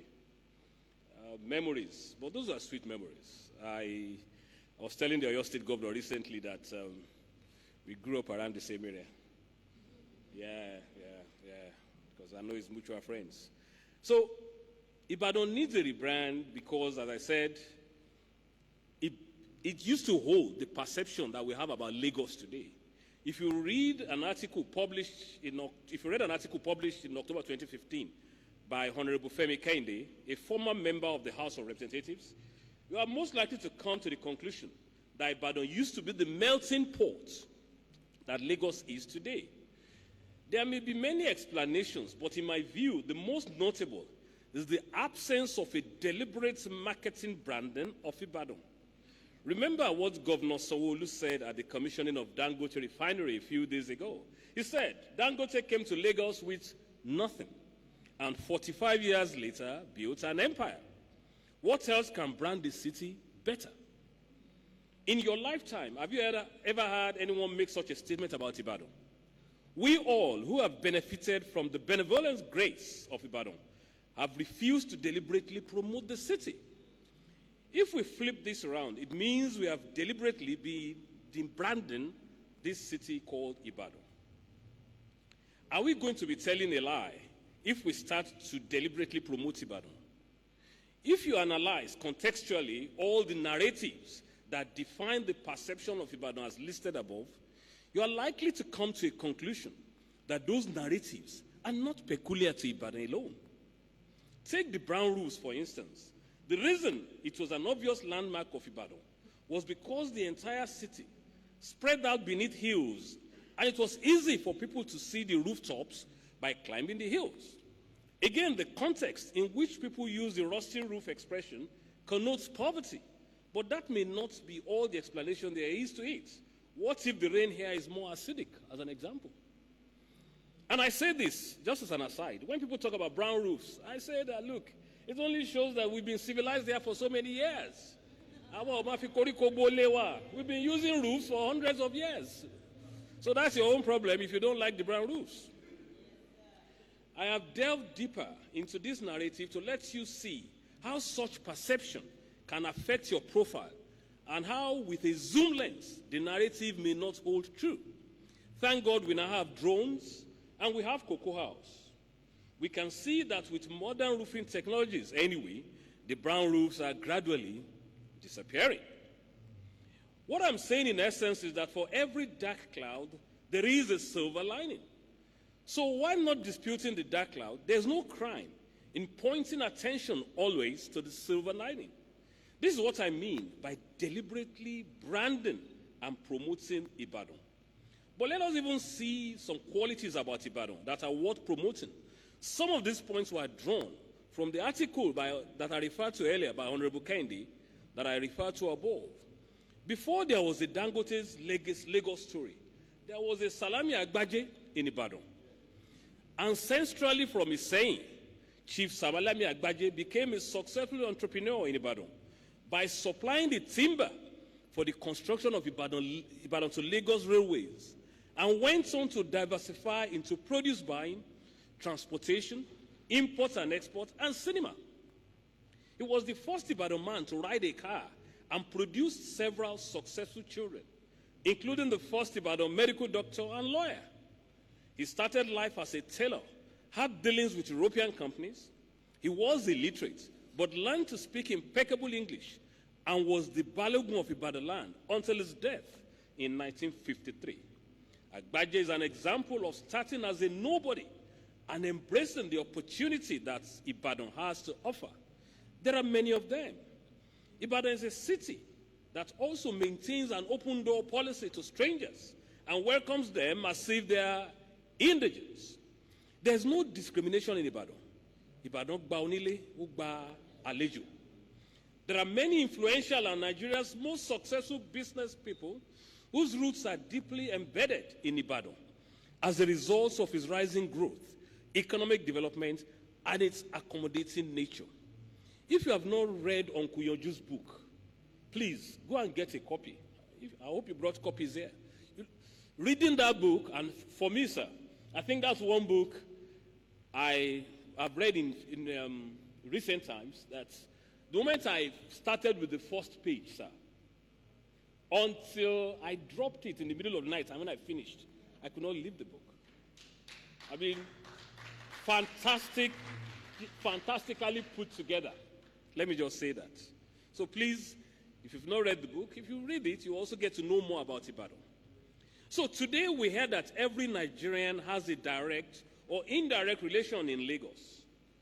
That was what Ibadan was to Nigeria. The Igbos settled in Mokola, Ekotedo, and Inolende in the early 1920s, while Sabongeri was planned in 1917 and completed in 1920. The overcrowding of Sabongeri, originally meant for the houses, led to the development of Mokola to also house the Nupe and Igbira migrants from northern Nigeria. The Ijebu were predominant in Amunigun, Agbeni, Okeado, and Okebola, whilst the Egbas predominantly in Odono and Agotelo, with a little admixture of the Igbiras. The Jeshas, mainly traders, settled in Mokola or Emeji, whilst the Igbajos, predominantly you find them in Songo. Now, Ibadan is a city that has no ancestral founder. So even though Lagelu, the Yoruba warlord and generalissimo, was recorded as the founder of Ibadan around 1829, the history of the city does not follow the pattern of ancestral establishments of other cities. This means there is no glass ceiling in Ibadan. There's no glass ceiling. I mean, our first speaker exemplifies that. He told us his story at the first time he got to Lagos. Fascinating story. Look at him today. No glass ceiling, no restrictions, no caste system. So no singular person can determine your fate in Ibadan. You are the architect of your fate. Stories abound of people who rose from the ashes of life to the highest echelon in Ibadan's socio-economic and political affairs. This is a strong narrative we must push out to rebrand Ibadan. The only governor that we could say operated under a godfather was Babaladoja, and he himself fought that godfatherism. Today, without any godfather, Governor Seyi Makinde is who he is. He got a second term. So you are the architect of your fate here. Now, what are the opportunities? There are traits of Ibadan that I believe our entrepreneurs can and should latch onto. One, everything that has come out of Ibadan was achieved by mutual cooperation and collegiate leadership. I expect young entrepreneurs in Ibadan to adopt this culture. It can give them an edge ahead of their peers in other cities. Instead of competing for scarce resources, cooperate together to develop solutions that will turn the eyes of the world towards Ibadan. There were wars that the Ibadan army won that were thought to be impossible to win. For example, stopping the rampaging Fulani army that wanted to extend its rule southward after conquering Ilorin. This is why the organizers of this event gladdens my heart beyond measure. It can be the bedrock for growing mutual cooperation and collegiate leadership in Ibadan. The first railroad in Nigeria started from Ido in 1898 and got to Ibadan in 1901, when the Dugbe train station was opened in 1901. The early economic growth of Ibadan was thus intrinsically linked to the railway. Cocoa House was deliberately sited where it is today because of the railway track. I remember, sir, that, our office is based in Cocoa House, 10th floor, Dawn Commission. A professor came there a few years ago, and he took me to the window and was pointing to the car park. And he said, Kilomoto and car park here. And I looked at him and I said, car park. He laughed. He said, no, that under that car park, as far as where Zenith Bank is in Dubai, was an underground storage for cocoa. Underground storage for cocoa. That's the cocoa farmers will bring their cocoa there, they will store it there. Once the trains come from that place, they just carry it into the train. That was in the 50s and the 60s. And you're asking yourself that in 2023, we are still using trucks to take cocoa to the ports, spend days in the traffic. By the time it gets to Europe, it becomes rejected. So we've had thinkers 60, 70 years ago. At the moment, in our office, we are working, where it's been publicized, on what we call the Southwest Railway. But 70 years ago, there was a Michael Ajashin Adekunle committee set up by the then Action Group in 1953. They were already designing a Western Nigeria rail 70 years ago. Anyway, that's a story for another day. So, I said today we have a functional railway from Lagos to Ibadan, and a lot of economic activities are springing up around it. Why are we not promoting this as the new frontier to counter the negative narratives? Ibadan is, and listen to this, should be the center of knowledge and skilled manpower. Ibadan became the home of the first set of research and training institutes in Nigeria.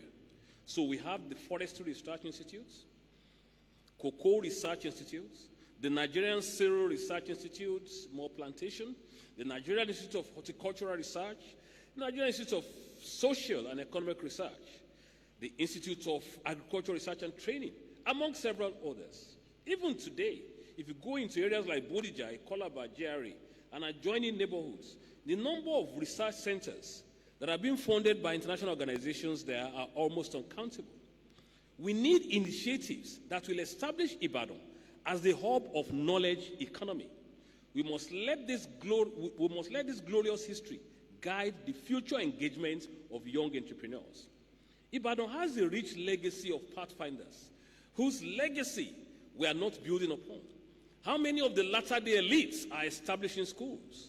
This is the discussion we should be holding. Chief Bode Akindele is late now, bless his memory. Where are the industries he founded here? What led to their insolvency? The little I know reveals that it was largely at times the attitude of the workers. We have a rich legacy of people who baked the cake, but what are we doing to those cakes today? We are sharing it, stealing it. We need to examine our attitude. It will go a long way to rebrand the battle. I was once told a story about a small town in Ijebu Imushin. It was a town thriving with industries a few decades ago. Today, there's no single functional industry in that town, largely because of the attitudes of the young in that town. Who is suffering the impact now? Young people who have no job. We must focus, therefore, on attitudinal change to attract investment into Ibadan. Very important.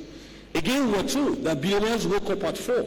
I'm glad I woke up at about 4:30, so I'm going to move to 4 so that I can be a millionaire. I'm going to move to 4. But it's very important. It was asking a pertinent question here that, do we read? What do we read? The new vice president, His Excellency Shetima, we are told, I have friends who worked with him at Zenith Bank when he was an Oga at Zenith. Some of you might not know. He used to be an Oga at Zenith Bank, so he's not an illiterate. We are told that the man reads an average of 10 books in a month. 10 books in a month. And he says, sir, readers are leaders. 10 books in a month. I've encountered His Excellency, former Minister for Works, Babatunde Fashola, several times in my job. The man reads like no man's business. Any spare time he has, he's reading. He's reading. He told me a story. He said when he started as Minister of Works, they came in, the civil servants brought the 900-page document for him to read. Obviously, I'm sure the civil servants thought, so the man got the 900-page document. 2 days later, he called a meeting of all the directors there. Sat them down, started asking questions from the 900-page document. He said they were all looking blank because they themselves, they don't read it.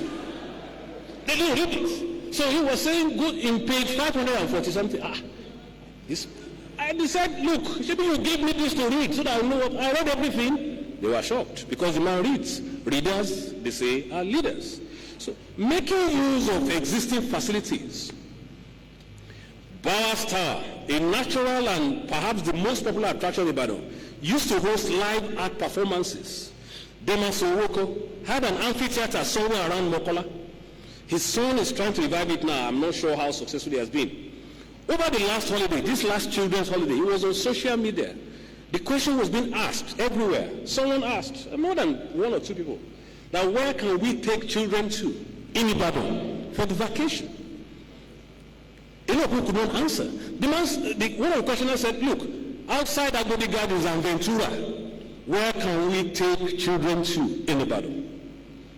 Yes, the city landscape is filled with existing but unused and underutilized facilities that young entrepreneurs can take advantage of. These are historical landmarks that make branding easy. Content marketing. There's hardly a city that can rival Ibadan when the potential of content marketing is in focus. The story of 3SC, Shooting Stars, is inexhaustible. The story of the most productive, effective, and organized political party in West Africa, that of Action Group, is there. Ibadan played host to the most referenced civil service in the history of Nigeria, led by Simeon Adebo. The story of Agbekoya Revolution is still fresh, and yet untold exhaustively. Liberty Stadium, the first in Africa. WNTV made us watch TV even before some countries in Europe, and that's true. Before some countries in Europe had TV, we had TV.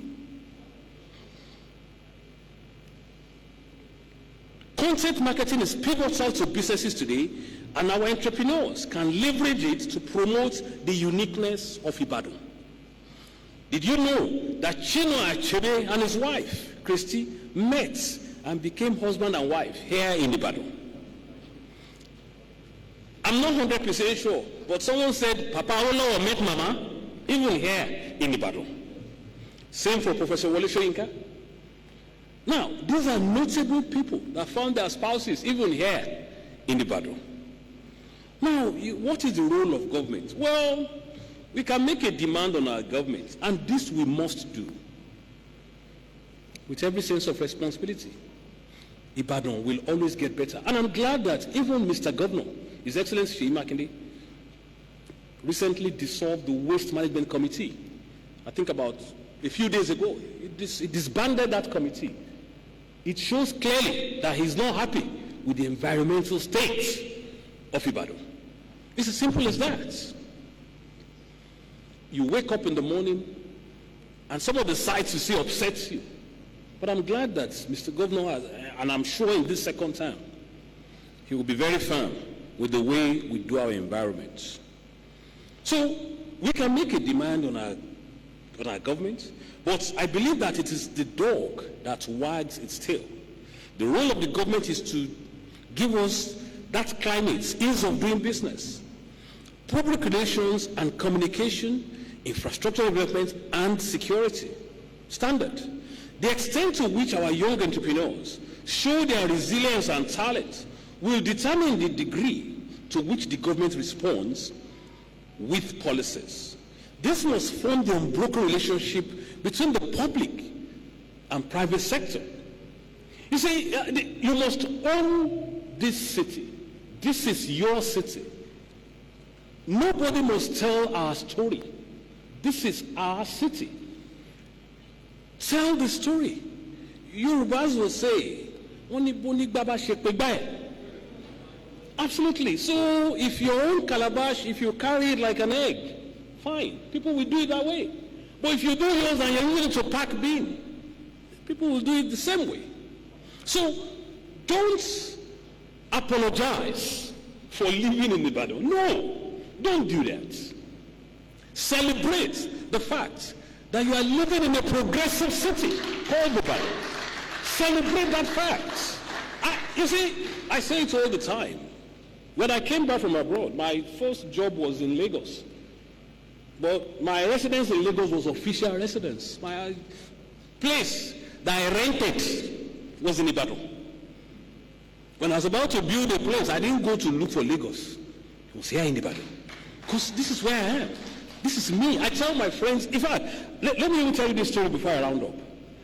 I was about to quit my first job. I had spent about 18 months in that job, the big bank in Lagos. And for somebody who came from abroad, where everything worked perfectly, I was now thrown into a system where my driver will knock on my gate, sir, at 5 a.m. 5 a.m., my driver, Andrew, and I'll be thinking, 5 a.m., you are knocking on my gate. I will say, okay, if I don't get here, we won't get to work. By 5:30, 5:45, I'm sitting at the back of in front. I don't like sitting at the back. I don't even know how to do it anyway. So I'll sit at the front, and I'm nodding. So we get to work, because I worked on the island. Finishing, we can't come back home. We'll stay back because of the traffic. So the day, by 5:30 I'm starting, I don't get home till 9:30, 10 at times. I finish work at 5, then I develop the habit of going out with my friends, go and sit somewhere. What do we do? Drink? Nothing. But that wasn't my lifestyle where I used to live. So after I did that for like 18 months, I was going on leave. So of course, my family was abroad, so I was going back out of the country. And I made up my mind then that I'm not sure I want to continue with this lifestyle. I'd rather stay back and do something else. Though I love Nigeria, but having to leave on 5:30, sit in traffic for 3.5, 4 hours, and the way over there, and doctor will tell you, we calculate in hours. So I calculated that I was taking 2 hours in the morning and 3.5 hours at times to get back. So that's 5.5 hours a day. Multiply it by 5 working days. It was already more than a whole day out of the 7 days in the week sitting in traffic. It wasn't healthy and it wasn't sensible. So I told myself, I'm just going to send a letter of resignation. But God has his own plans. I was on leave. I think it was the 3rd day of my leave that I got a call from the T.Y. Danjuma Foundation people in Abuja that if I would like to come over to Abuja to work there. I just said yes. I didn't even ask how much they were going to pay or anything.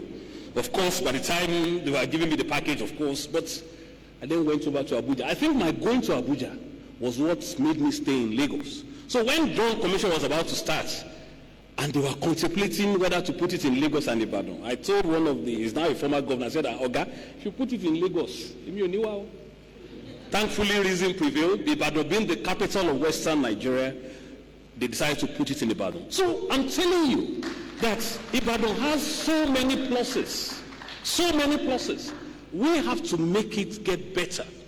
As I said, it is for government to create the enabling environment, but it's for us to see that vision and run with it. It's as simple as that. So please, next time you are in Lagos, Ibadan Mungbe, celebrate it. Ibadan Mungbe, come and eat our amala. Celebrate the fact that you are in this city. In conclusion, Ibadan is so inspiring that I find it difficult to bring this paper to a conclusion, but I have to do it because of time constraints. But I want to say this once again. Make no mistake about it. For me, the best place to live today in this part of Nigeria is Ibadan. Simple as that.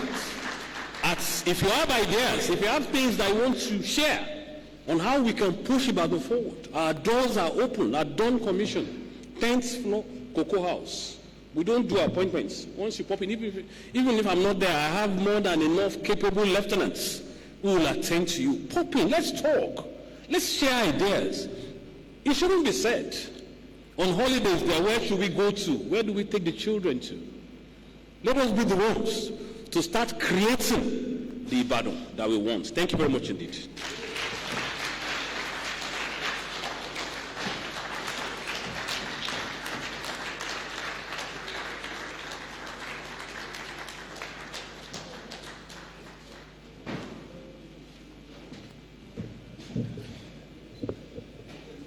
Your Excellency, distinguished guests, ladies and gentlemen, we've had 2 powerful sessions back to back. May I ask the volunteers to please help with 2 chairs upstage so we can have our first 2 speakers take our questions. We're going to have the Q&A, so we want to combine it.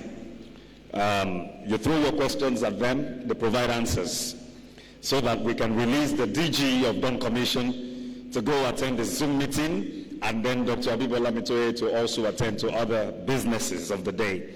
But in the meantime, I want to announce that we have this magazine here, Ibadan Business Guide. I think every participant today should avail themselves of a copy. It goes for just 1,000 naira. It's going to be well worth the investment. This, just as the name implies, or the name tells us already, reveals Ibadan Business Guide. You want to do business in Ibadan, or maybe you're already in business, you want to network with other people, like minds. You know, you want to leverage, you want to synergize. Just grab a copy of this. You will find one or two people doing what you're thinking about or what you're already doing. And besides, you'll find some very juicy write-ups here that would also help you and encourage you in whatever you do. So it's just 1,000 naira. I'm going to ask that the volunteers also please move around with this, with copies of this, so that we can have it. One thing that has stood out today from both speakers is the fact that out there they believe that the black man does not read. Let us prove them wrong by starting with this magazine today. Get a copy. Prove them wrong. Tell somebody that you read. Dr. Abibola Mitoye has given us a number of books to read. Add this to the catalog. Add this to the list. It's just a magazine, and in just a few minutes, you can exhaust this. But the lessons you will learn, I tell you, can remain with you for a lifetime. So please, let's avail ourselves of a copy. All right. So, having said that, I'm going to appeal to our dear father, who is going to give a motivational speech, His Excellency Ambassador Yemi Farumbi, that will be bringing him up after the Q&A. We're supposed to bring him up before the second session, but he's our father, he's a large-hearted father. He will accommodate us. Today is the day for the youth, and Daddy says the youth as well. Let's appreciate that. Let's put our hands together for him. Thank you, sir. Thank you, sir. All right. So I'm going to ask that our two speakers please come up, Dr. Abibola Mitoye and Mr. Sheye Oyele.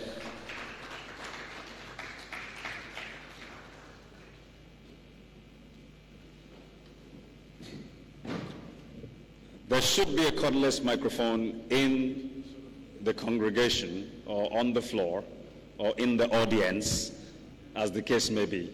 I'm a pastor, so I'm used to congregation. Okay, so please may I have a volunteer hold the microphone so that we can take a couple of questions. If you have a question, please do raise your hand, or you may, if you're not bold enough to ask, you want to write it down and then pass it on through the volunteers. Thank you. I can see some volunteers with magazines already going around. Thank you very much. Let that happen. Yes, thank you, sir. We have another volunteer here.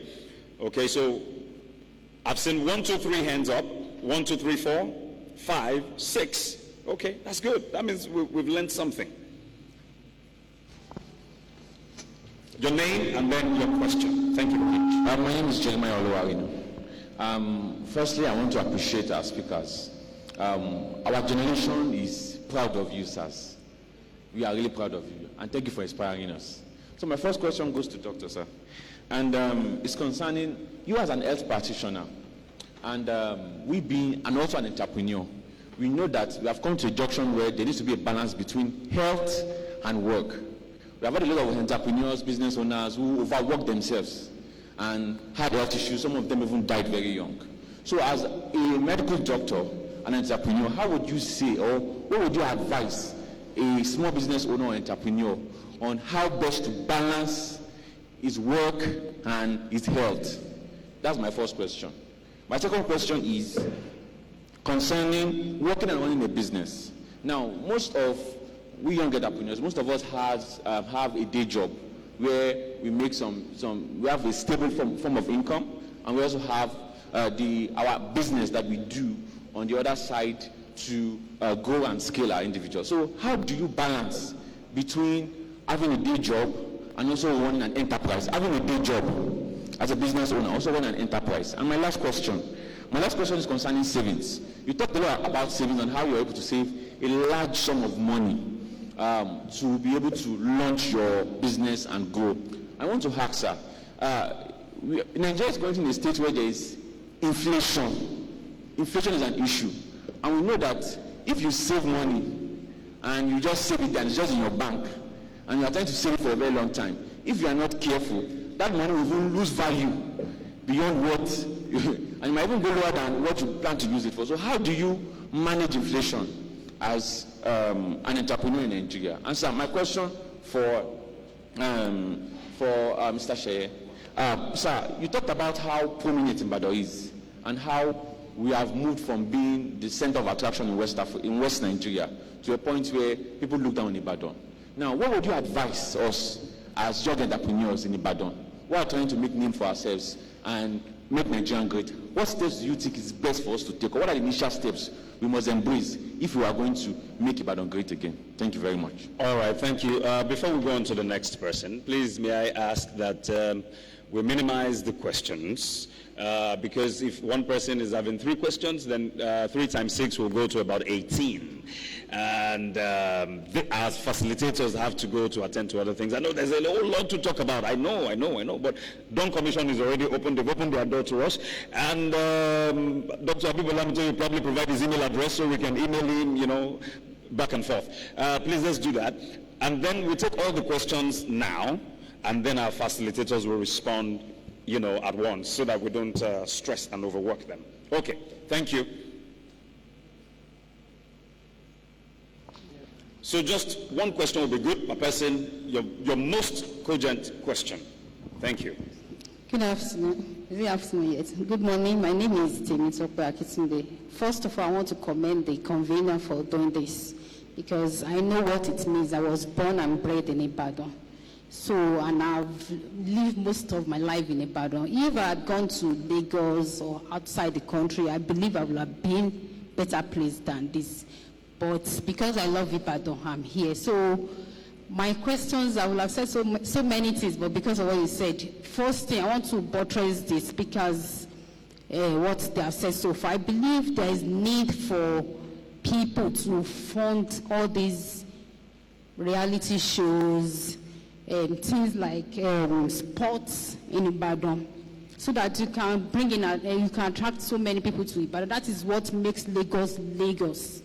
And for Mr. Oyeleye, you said there are so many places that's my first question, that young entrepreneurs can take up in Ibadan. For example, when people were asking, where can you take children to?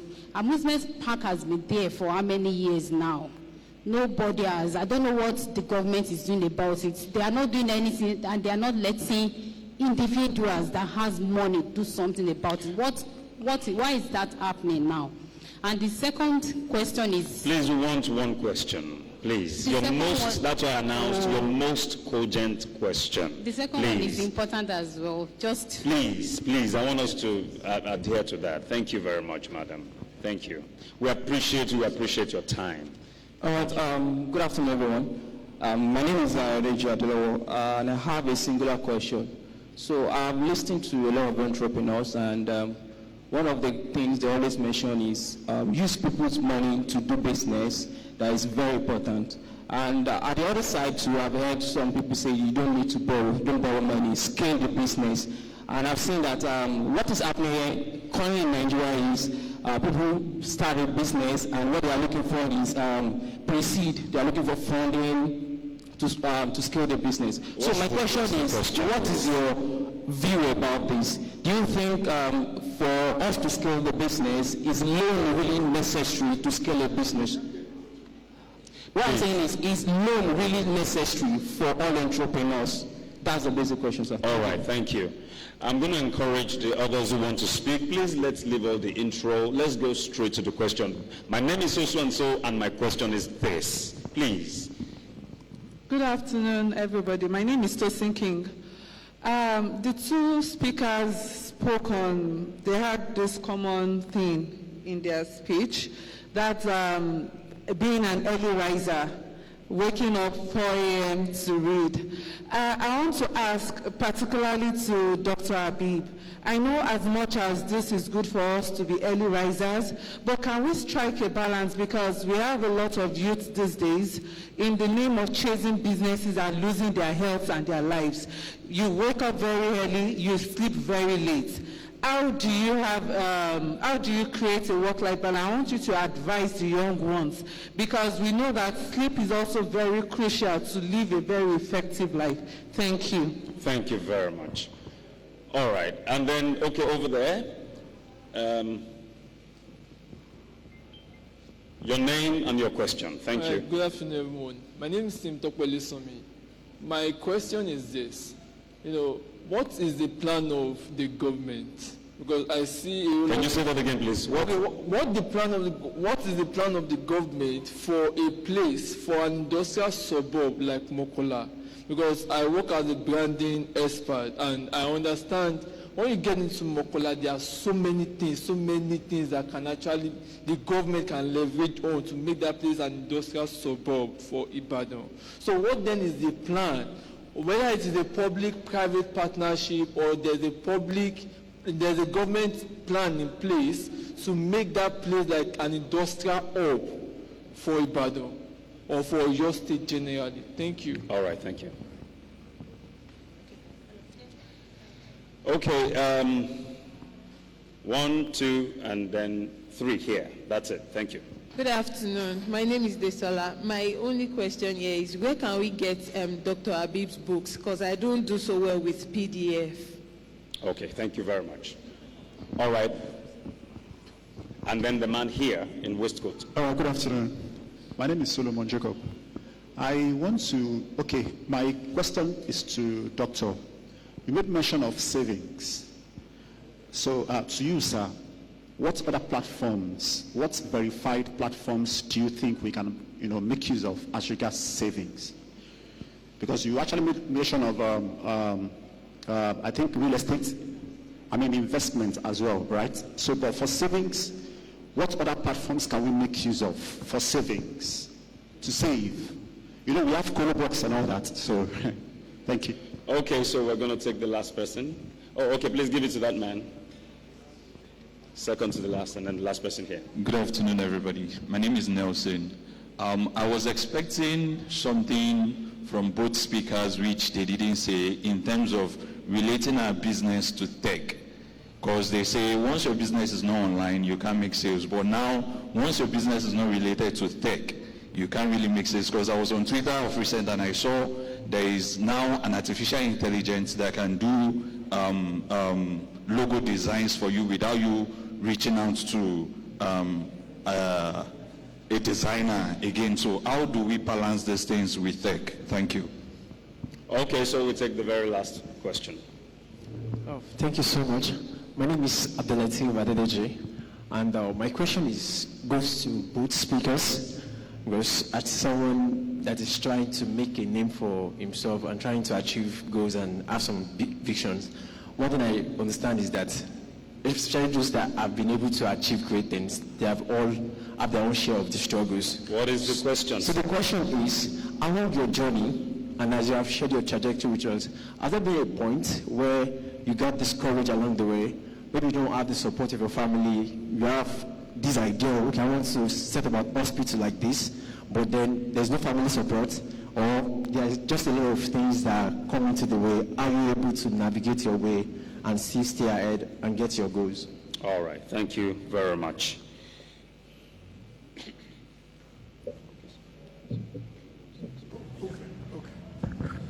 Thank you so much. Okay. All protocol duly observed. Yes, I think the first question to me was about balancing work and family. When you balance work and family and health, they go together. You understand? When, as entrepreneurs, the way you can have time is to delegate. You start by doing most of the job. Gradually, you begin to teach other people to do the job. And then when I was in Nigeria, by 11 o'clock, I've already closed for the day. You understand? What I mean is, my mantra is early to bed, early to rise. By 10 o'clock, I'm on my bed. By 4 o'clock, I'm awake. And I borrow this from the lives of many billionaires. I've read their books. That is their format. I don't have to reinvent anything. I just follow what they do, and I see that I'm beginning to get the kind of result that they are getting. There's a saying that it is impossible to be organized unless you sleep early and wake up early. Your day must be planned before other people wake up. And that you must revitalize your thinking and your aura before other people wake up. When you wake up to plan, people who wake up late, you already plan what they will do. They are in your agenda. Because they don't have any plan, the only option is for them to do is to take your own plan. You understand? So then there was another question. How will you be talking about saving when you know that within years it will lose value due to inflation and all the rest? This is one way losers think. You must not join them. The way winners think is that they think about saving for a long time. You understand? And they look at the positive thing that saving will do for their spirit. It grants you peace of mind, without which you cannot make progress in life. Savings allows more money to come to you because money acts like magnet. When you have it, it attracts more money to you. That's why the more you have, the more you get. You understand? You must know that. That is more powerful than inflation. You are hearing this advice from someone who took the advice from another person who is prosperous. The one you are saying is the advice of many fools that I got in the past that I did not follow. Money like I said, attracts more money to you. It helps you to profit from compound interest. Compound interest will overweigh all the idea about money being devalued by inflation. When your reserve is growing, it's not only about the volume, it's about what it will do to your mindset. It lets you think straight. It grants you hope. You understand? And then, this is what I always tell people, that if you have no money, you cannot have money. At the beginning of prosperity is to deliberately have money by saving. And that it is those who have money that can have money. And that if you have no money, you can never have money. These are the things that you will be rolling in your mind with regards to the cultivation of wealth that begins with the idea of keeping a portion of what you earn and allowing it to generate momentum.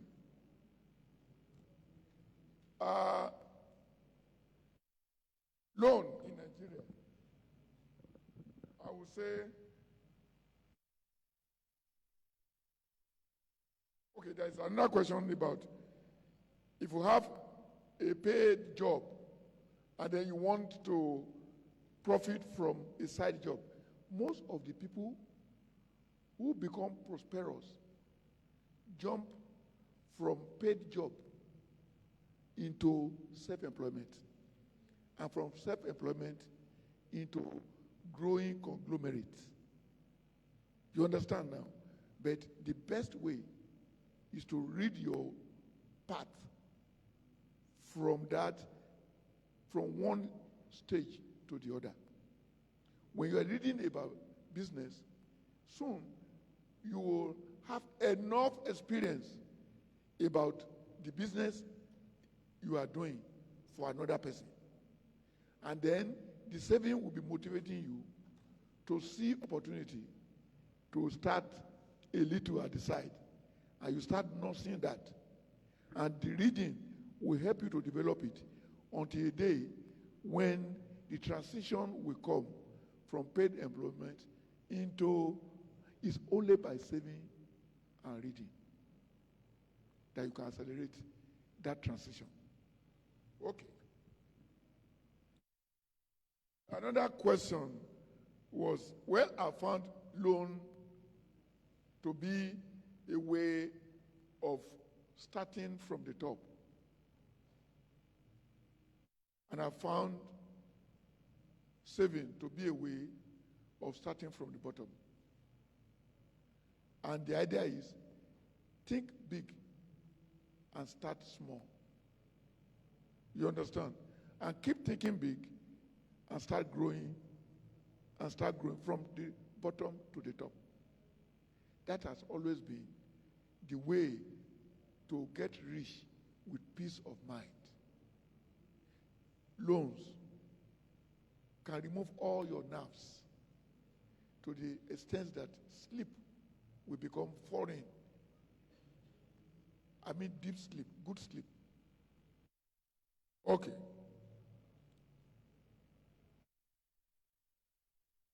What platform can we use for savings? When I started with my saving, I had a savings account. Gradually, when it became a little bit plenty, the manager said, why don't you use fixed deposit? I didn't know there was something like fixed deposit. Because I gradually migrated to that level where I could see a bank manager face to face. You understand now? To profit from such an advice. And later, I now began to see that even commercial banks were ripping me off.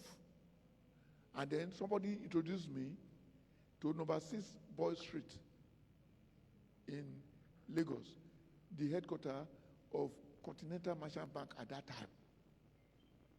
And then again from Continental Merchant Bank, those ones, wholesale banking was the thing. They will keep your money. They will actually negotiate with you about the rate you want to get because they needed high volume funds. I say, keep this money with us for 90 days. Keep this money with us for 180 days. Then I began to see the First City Merchant Bank at Tinubu Square there. And then I began what they call capital.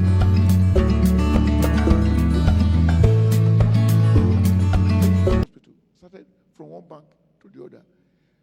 My bank, my savings became another company where money was coming in. It got to a stage where the money coming in from my investment, my savings, was more than the money coming from my hospital. It got to that stage. What you start will grow. But the thing is, keep at it. Keep nourishing it. Have hope in it. Read about it. Investigate more about it. Then, business and tech. The business of today is technology-based. You understand? You can't run a business without technology. For instance, you will have the website, money coming from. If your website is not bringing you money, close it. Then you have Facebook. If you open Facebook in Ibadan today, you will see sons of academic suit, unless you don't open a Facebook account. Why? Because we actually sponsor, we put money. That's part of technology. And then, of course, when you come to the hospital or come to Ibadan, once you just tell them your name, they will go to your account. You understand? And then we keep our guests list. We reach them every week. There's no week we don't send WhatsApp message or text to all our patients in the past 30 years. Of course, since there is mobile phone in Nigeria, we'll be keeping all of those. So, and then business system, that is when you get to the business, everything is on the computer. So we have list of customers on the computer, and then WhatsApp has made things easy today. So wherever you are, you profit from technology. It allows you to leverage, to reduce hard work. You need technology. So support family. Family support, like I said, family will support you to the degree that you support yourself. When you are said, they said, heaven helps those who help themselves. The motivation at my early age encouraged my uncle to put money in me. You understand? By the grace of God, today,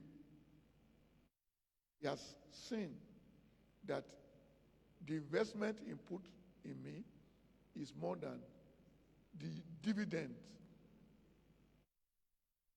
It allowed me to send all his children to school. It allowed me to send 4 out of his 5 children to England.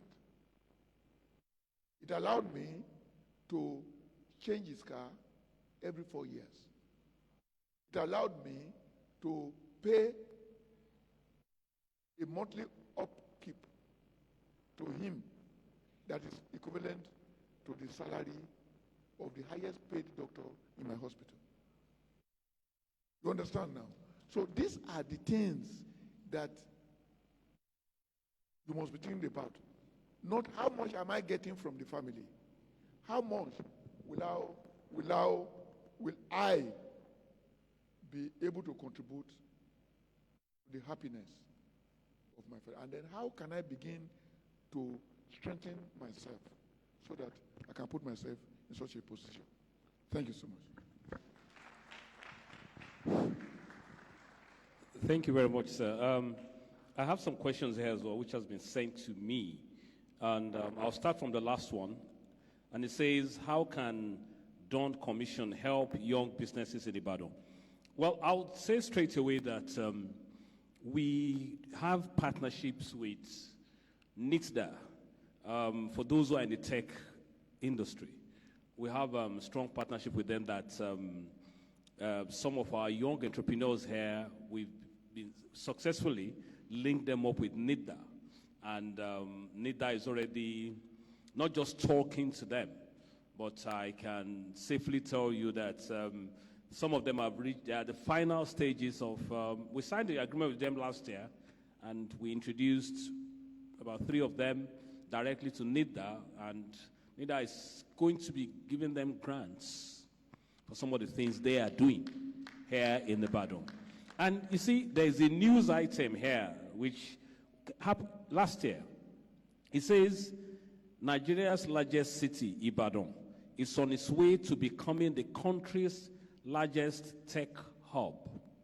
And it says here that despite Nigeria being one of the top startup destinations in Africa, the startup ecosystem is mostly clustered in Lagos, and we know that.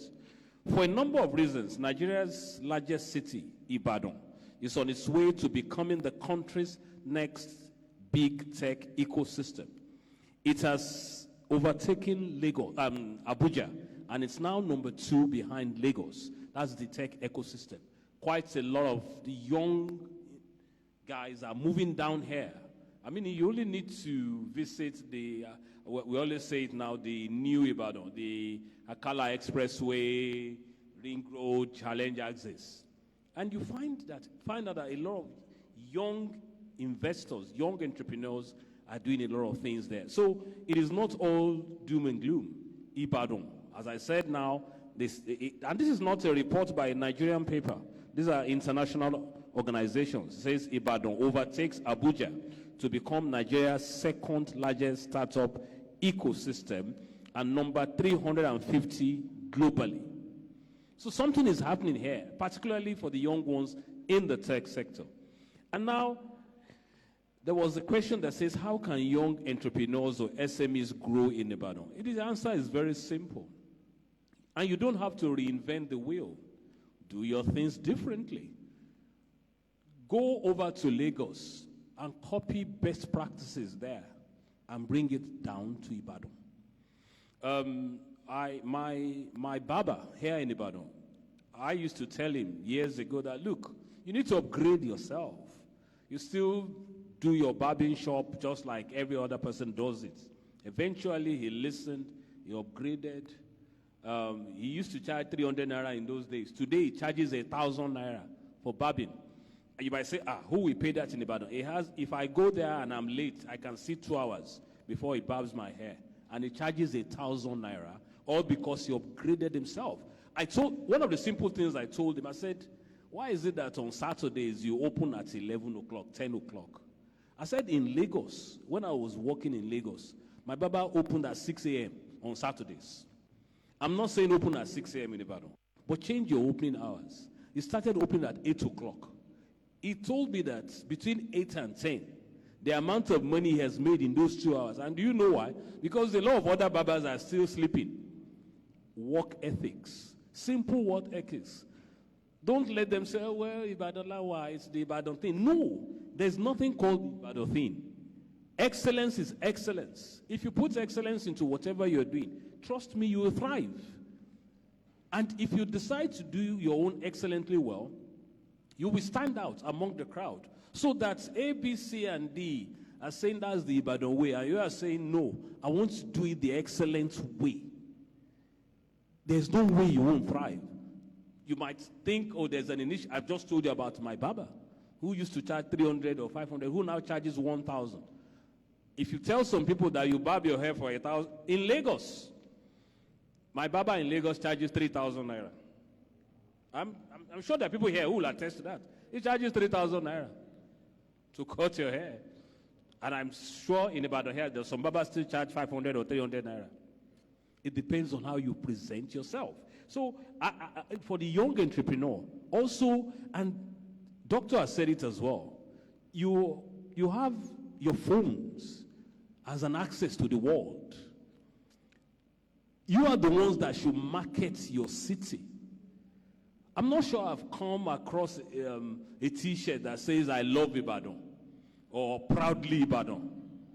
I'm not sure I've come across it anywhere. Maybe I've not seen it. But it might sound little. Maybe you are in a crowd in Lagos and you wear a T-shirt that says, proudly Ibadan. As an example, you're already selling Ibadan in that little. Some might laugh, Ibadan. But don't be surprised. Some will go back. What is it about Ibadan that guy is wearing a T-shirt, proudly Ibadan?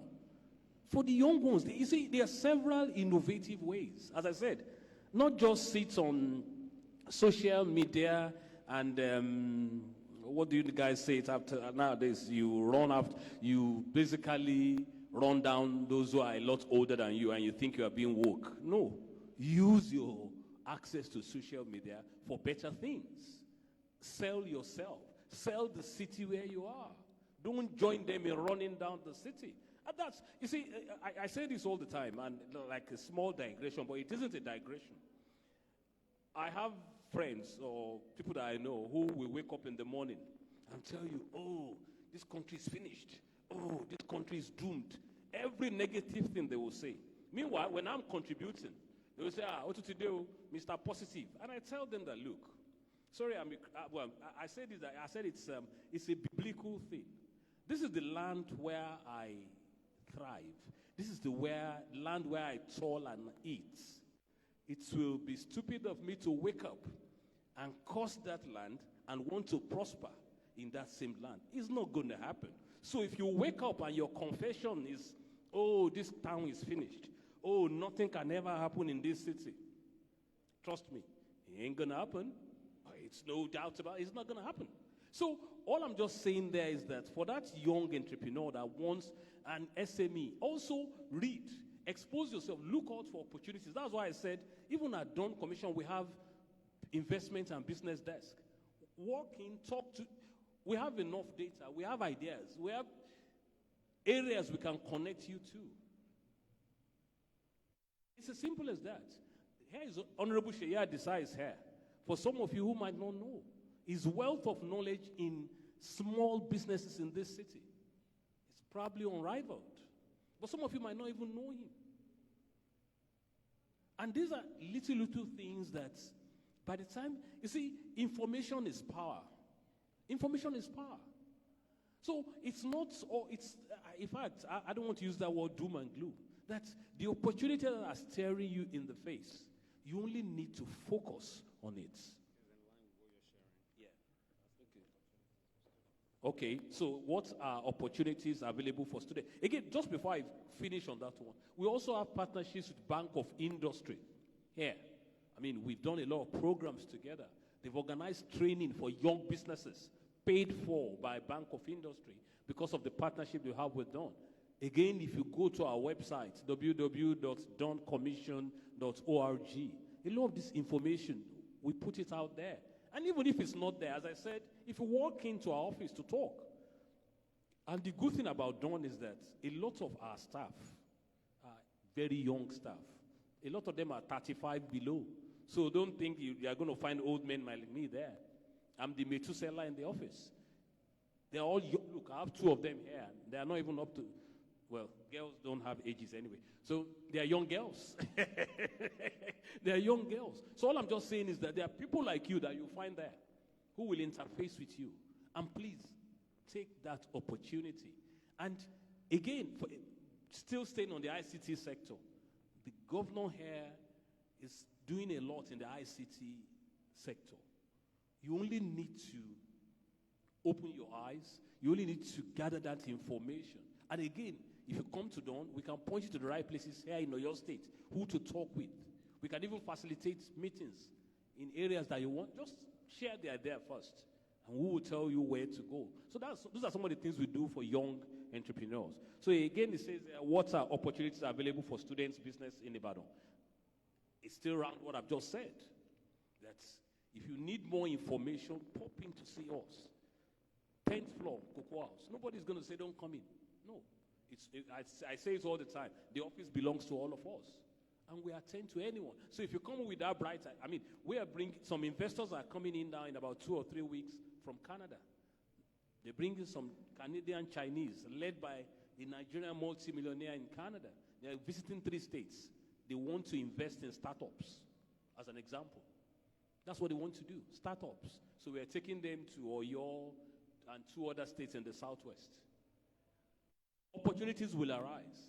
Just make sure that you're using your phone, not just to stay on Instagram or TikTok, using it to make money. And how do you use it to make money? By getting all the ideas. Arming yourself with information. Information, again, is power. Simple as that. And Okay, I think I've answered that one as well. Yeah, and oops. Thank you. Yeah. So, coming from University of Ibadan Student Finance Club. In fact, I would like to invite the University of Ibadan Student Finance Club to visit our office and let's even interact. We get ideas from you, and we'll also share our own ideas, and we'll see where we can easily collaborate. No man is an island. So I'm throwing down the gauntlet this afternoon. I'm glad that there's this University of Ibadan Student Finance Club. Please come to our office. I will leave my number here. When you want to come, let us know, and we'll have a proper interaction. You'll be surprised what you take away from us. Thank you very much. Thank you so very much. I think someone mentioned about where to get some of my books, either on Amazon or in any of the branches of Ibadan Central Hospital, in any of the branches of Academic Suits, Abeokuta, Ibadan, or in Tolu Medical Center, Lagos. And then in University of Ibadan Library, in my bookshop, and other major bookshops in Ibadan. At the reception of the hospitals and hotels, you get them. Thank you. All right, thank you so very much, our speakers. Let's put our hands together for them as we release them to go. Thank you, Dr. Habib Olamitoye. Thank you, our dear DG of Dawn Commission, Mr. Sheye Oyeleye. Thank you so very much for your precious, precious time, sirs. All right, so without further ado, I'm going to ask that we also quickly invite our dear father, former Nigerian ambassador to the Philippines, who midwifed the TSOS, the television service of Oyo State, now known as BCOS, a member of the Governing Council, Lead City University, Ibadan. His Excellency, Ambassador Yemi Farombi. Let's welcome Daddy upstage.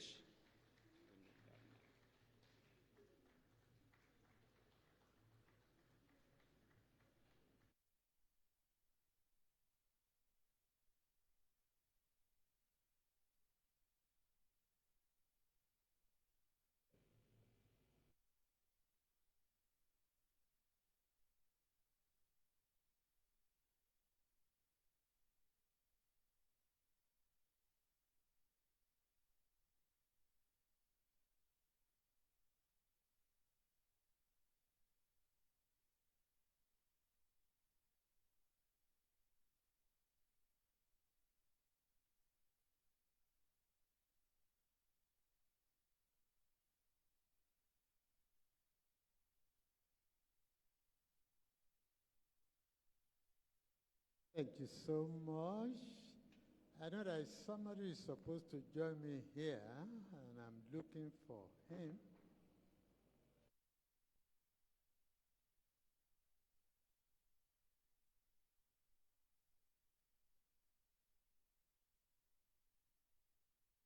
What he said before he partners me, it's important that you never give up. Dr. Habib said the reason why some millionaires never became billionaires is because they became comfortable. And they didn't push. So it must be keep on pushing on. Now, this is something for those of, this program is for those of today and tomorrow. Not really for some of us of yesterday. So I brought a partner who will do the speech for me.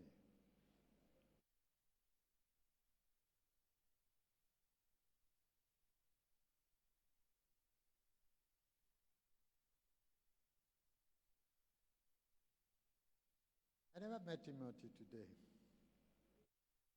But his story is worth listening to. Romeo Yelaki is an unusual person. The background is unusual. The way it started is unbelievable. It's a part more than what Dr. Habib was saying.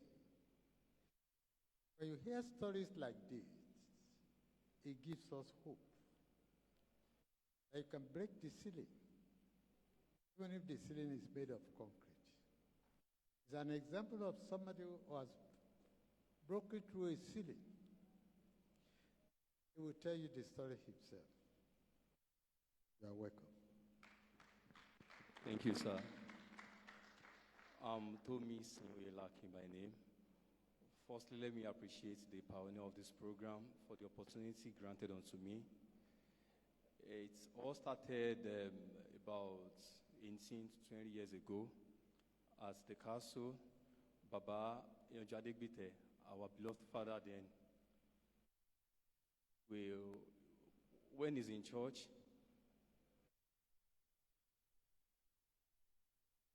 he asked me to go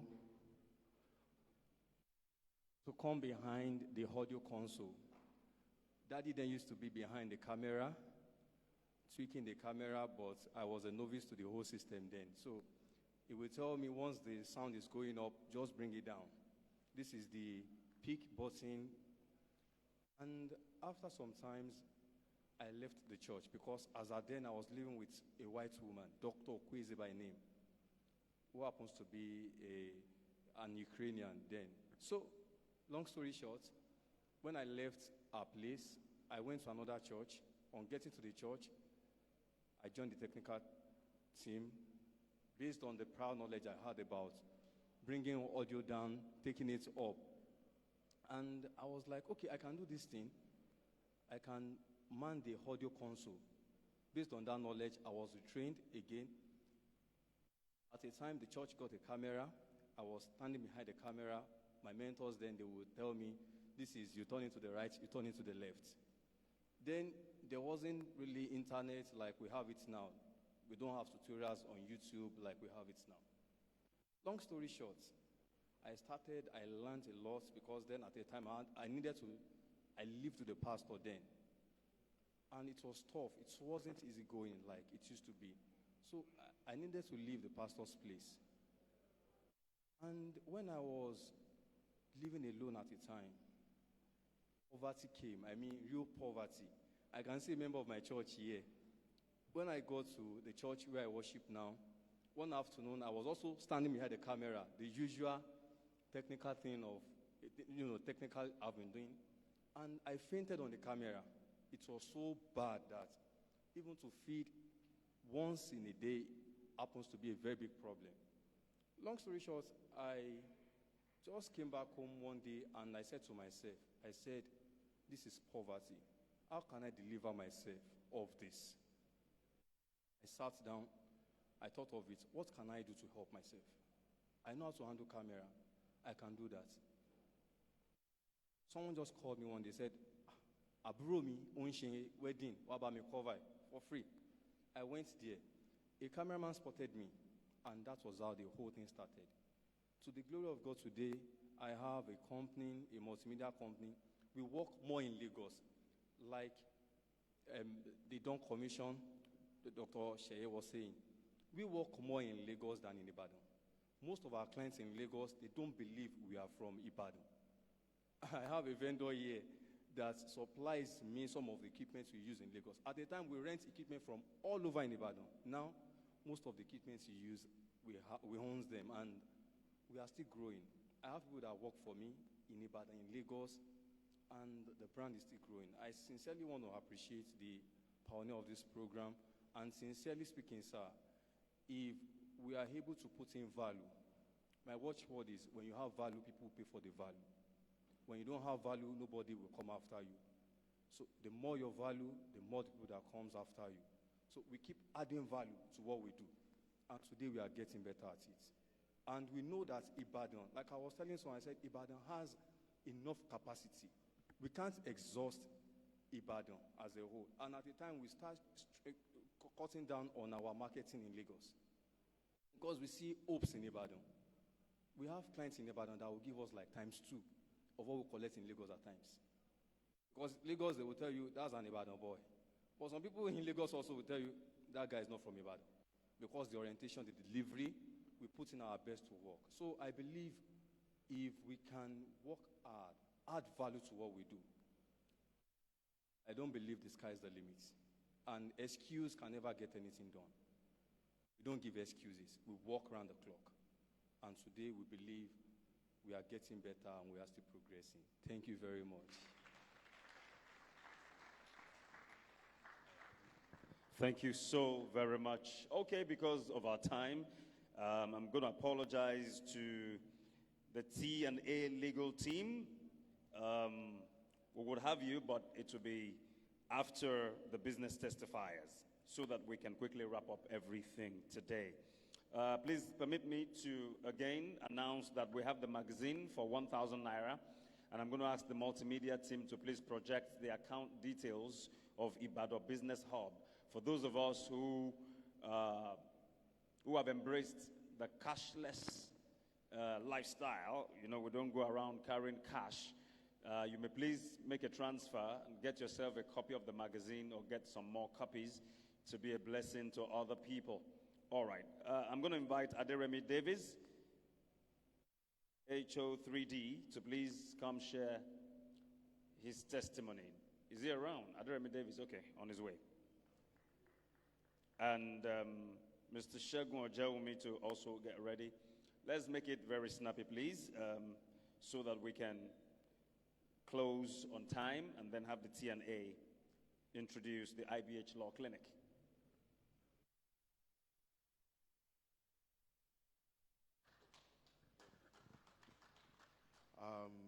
Good afternoon, everybody.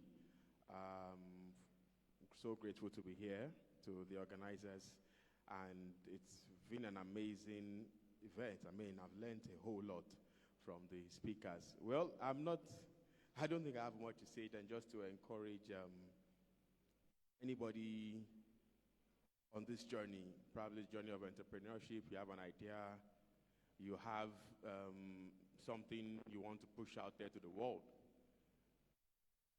We've heard everything. There's a whole world of opportunity out there for you.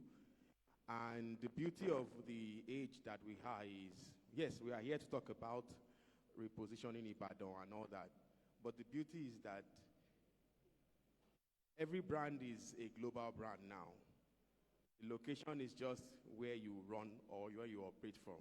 So while we are conscious about repositioning Ibadan, the best way I feel is to create global brands that are based in Ibadan.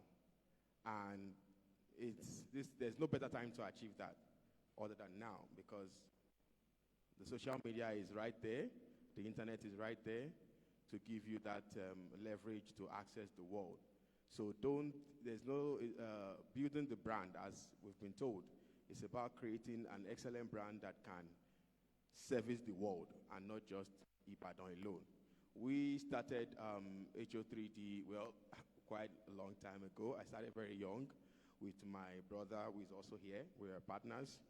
We started, I think, 2006, shortly after I left high school. We just started we had interest in we started with graphics design and printing. And then when I was in the University of Ibadan all through, that was the major thing I did. But over the years, we metamorphosed from just being young boys interested in designing and expressing themselves to creating a multimedia brand, which we do virtually all things media, print, design, filmmaking, web, and all that.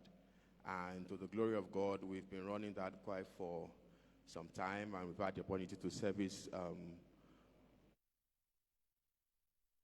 clients in different fields, government, private, locally and international organizations. Of course, personally, I'm a photographer and a filmmaker. That's my major core, because apart from building a business, I'm also passionate about being a storyteller. Okay. Thank you. So apart from building a business, I'm quite passionate about being a storyteller. And I'm glad to be in a space like this because I think I've really been passionate about telling the Ibadan story to the world. I have quite a couple of documentaries that have done that, and I even created a series called Investor Yo, which showcases young successful entrepreneurs, using that as a way of inspiring more people, both locally and abroad, to come into the space, seeing that Oyo State has the capacity to become the next big thing. And so I'm very proud to be associated with this, both personally and with my brand. So, and of course, from Ibadan, I've been nominated twice at the AMVCA for my best documentary. So that means for documentaries that I created here in Ibadan, they've been on global platforms. I've gotten an award from Ohio University in the US. A picture of mine of a girl from here in Ibadan was exhibited at the United Nations HQ in, I think, like 2 years ago during a conference at the United Nations headquarters in New York. And that just tells us the location is not an hindrance. From here, you can create anything. My first documentary that got a nomination at the AMVCA, I created it in my father's sitting room. That was where we turned into a set. My father is here, Yomi Davis. And so we created we had a set right there in the middle of the house. We turned it into our studio. We created a documentary. And from there, it got an AMVCA nomination. And it's been screened all over in different countries and all that.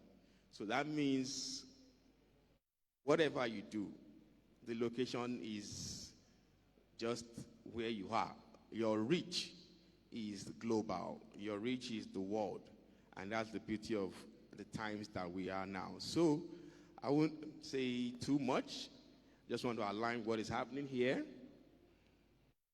I guess our purpose here is to show you that whatever has been said here is not somebody just trying to hype you or just, it's real. And that's why I shared, from my father's sitting room in Ibadan, I created the documentary that has been screened globally. That means it is possible. Yeah, it is possible. And the second nomination too was a documentary I created here in Ibadan. And our business, someone just mentioned that even from here, they have a lot of clients in Lagos. That's how it is. So whatever you find doing, please don't give up. Keep doing it and key into a lot of lessons that we've learned here.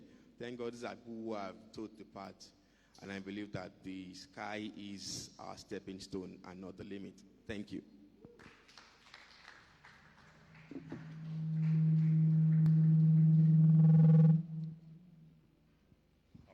Thank you very much, Deremy Davis.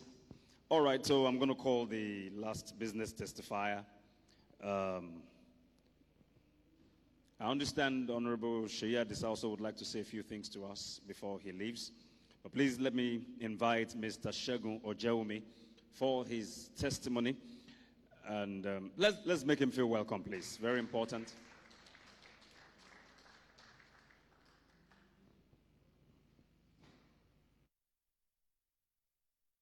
Good afternoon, everybody. I want to appreciate the organizers of this program. This is a great opportunity for me to learn more, and most especially to everybody that has spoken today. I want to believe the people that have spoken today, they are like professors.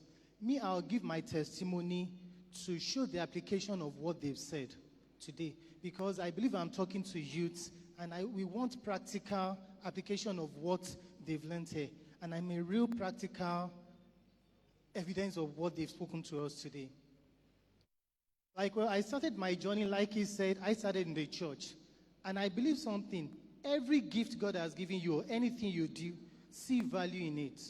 See where you can profit in it. Like doctor is a doctor. He added value. He looked at, okay, how can I make profit from being a doctor? Same to myself. I started as a drummer in church.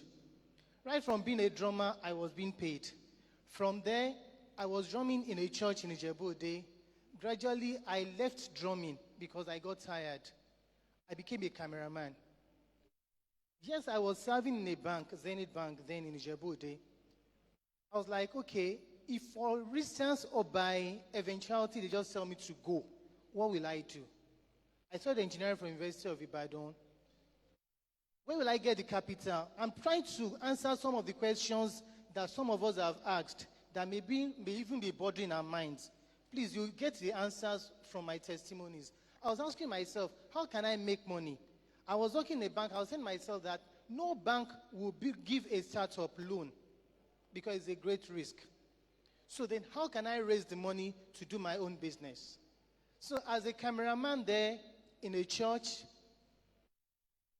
I did a video for my colleague in Zenith Bank there, a wedding video in Chapel of Resurrection in UI. I gave her as a gift. And till today, that's the only wedding video she has. She's in Canada now. Gradually, I started making money from it. I registered a company. I worked with Tonkunyojo Adegbite. I handle camera very well. That was how I started making my money. And along the line, in 2014, Zenith Bank said I should go. I was like, what will I do? I'm leaving the bank. Where will I go? I'm married. And thank God for something. Back to another thing, savings. While I was in Zenith Bank, though I wasn't saving in cash, but I was investing. And I want to bring out something again in my testimony. In life, have a mentor and have someone you fear. Ibadan has something. I want to bring this down to Ibadan.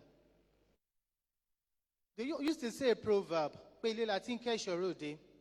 they'll say that Emma Baru Kole Baba Inje. I don't know how we say it. Our parents will know. So if you have that at the back of your mind, anything will you do, it will help you so as not to go in the wrong path. So you have a mentor. If you have parents, or you don't even have parents that can be good mentors to you, I'm sorry to use that in quotes, they may not have knowledge in the area you have. You have people around you that have been on your path. You can talk to them. Actually, Uncle Yonja Adegbite was my mentor then. I used to tell him everything. There were times I was almost committing fraud in the bank. I'll call him because I was exposed. I was the only teller in Babcock Cash Center. A lot of temptations as a young man. I'll call him, Shegun Mashe. He got to a point, he went ahead of me. He called the group zonal head in Ibadan. Once he exposed Omoyi, she called me and they moved me from that place. So that's the place of mentorship. You have someone you report yourself to. A lot of youths these days, they are going array, they are doing all sorts of things, believe they can make cheap money. But if you have someone you fear, you have a name to protect, you won't go in their ways. Back to my story. I started the video recording. Along the line, a friend saw my video in UK. He was like, can you do a documentary for my company? I said, no problem. I gave him my figure. I did it. He said, that's lovely. Sheikh, what do you do now? I'm into video recording, but I work from home. Can you manage my company since you've been a cash officer in Zenith Bank? I said, no problem. How much will you be giving me? He said, 50,000 naira. Me that was collecting over 230,000 in Zenith Bank. I spoke with some people. They said, Sheikh, that's humiliating. Look for another banking job. Went back to my mentor again. He said, Shegun, let me share a story with you before I say that. When I left the bank, I called him that I want to work with BSUS. Then he was working in BSUS. He said, Shegun, what you can do today, if you had value to it, you'll be far better than many people in salary job. It was painful. I even told many people, you're joking, fair employee, working fair help, and a lot of people around there will testify to it. He will teach you to be an entrepreneur. He paid me. He paid me when he told me. I hated him for it. I have to be sincere. Because he didn't give me money. He didn't give me opportunity to work with him. But he was constantly encouraging me. He will call me. So when I was working in the company, it was a renewable energy company. He was one of the first people that gave me job. That said, okay, come and fix the inverter in my office. And I did it. Then I started liking him back. Today, to the glory of God, I own a renewable energy company. in Lagos. I'm opening my office in Ibadan very, very soon. So, and back to what our lecturers have said, there are great opportunities in Ibadan. My family is in Ibadan. This is my wife. My family is in Ibadan. I work 75% in Ibadan than in Lagos. And my clients don't know where I work. They believe I'm in Lagos. They relate with me as if I'm in Lagos. But most of the time, I operate from home. That answers the area of technology. People work remotely now, and you can achieve a lot. I worked in Ebonyi State. I worked in Kwara State. I worked in Abuja. A lot of projects in Abuja, but I'm in Ibadan. Please, you are not limited. In summary, please have a mentor. And to raise capital, let me answer that in closing. You must sojourn. You must put yourself under someone. There is dignity in labor. There is dignity in labor. It really helped me. I worked, when I was earning that 50,000, it looked small. But I used that, one of our lecturers said it. Instead for me to look at the 50,000, I was learning. To cover it up, the way they tempt us, employers, I was called a manager. Any 50,000. I would tell people I'm the manager, business development manager. But at the back of my mind, I was telling myself, Shegu, Untonreje. But along the line, as I was working with him, I noticed that we didn't have installers in our company. I started learning to be an installer. I became the main installer in the company. I resigned and I started my company on that. Please don't expect anybody to give you free money. Go somewhere where you can learn a skill. Someone is looking for the skill you have. And when you think when you are solving a problem, someone will buy into the solution. Don't think of free money. Don't look for a miracle that money will be found on the road. No. Solve someone's problem. In closing, as I am, I have a farm. I produce plantain flour. As I am, I'm into renewable energy. As I am, I have a media company. So when jobs come, I know people are in contact. And we achieve a lot. Thank you very much.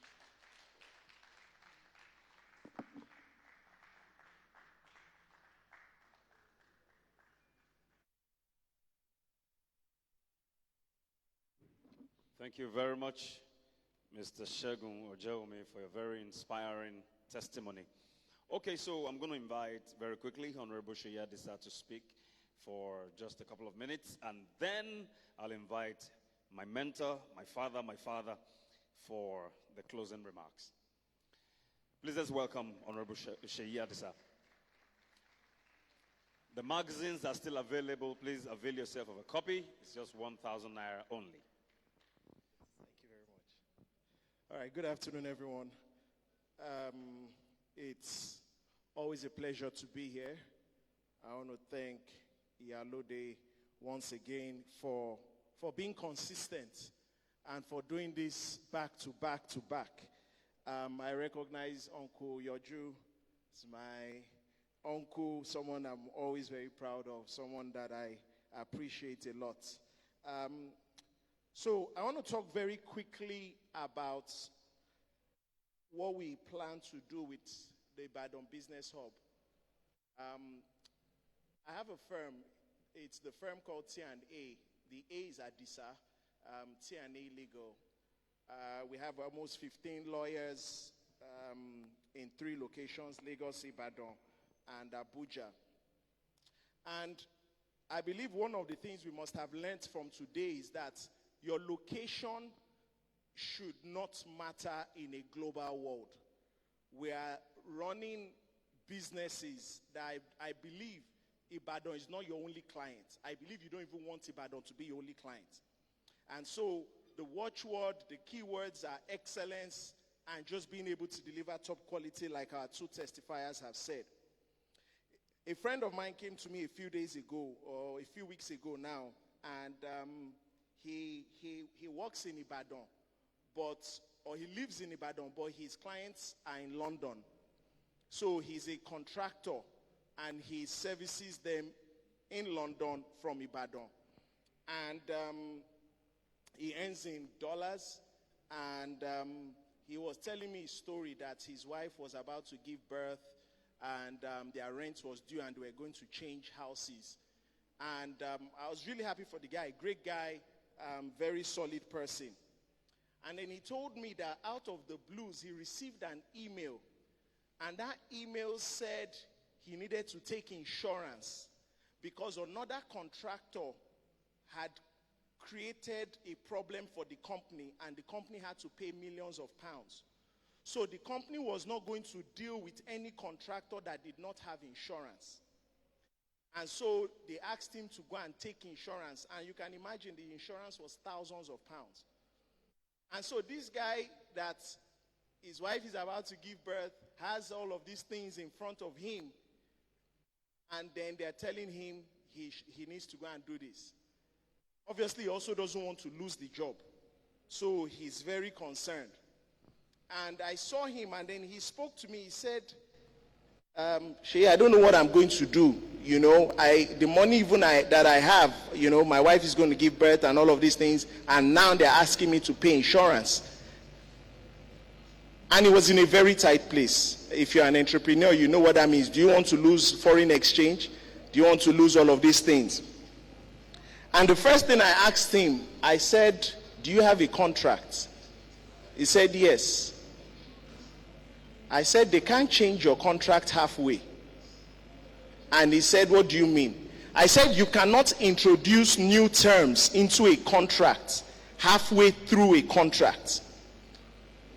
And then the next thing I said is, send me your contract. Then I send it to my lawyers. I'm a politician now, but I have my lawyers here. Where are my lawyers? Where are the lawyers here? Okay, they're right at the back. And they look at the contract. And then we write our own email as a response. Whether you're in UK, US, whatever, the law is the law. And so we wrote what we call in law a strongly worded letter. And the next time he saw me, he told me that they have told him, sorry, Kuma Binu, you should not be angry, and that they will take the insurance themselves and they will cover him. And the reason I tell you this story is the value of legal advice. A lot of young people, when I meet them, they are always talking about they want to steal my idea. They want to steal this. They want to do this. It is lack of, for me, quality to be doing things without proper legal advice in the 21st century. It is not being shrewd or being prudent to go into business and not incorporate. It is not shrewd having your SCUMUL certificates. It is not shrewd having your trademarks and all of these things in place. So I spoke to Yalode, and we have decided that today we are going to launch the IBH Law Clinic.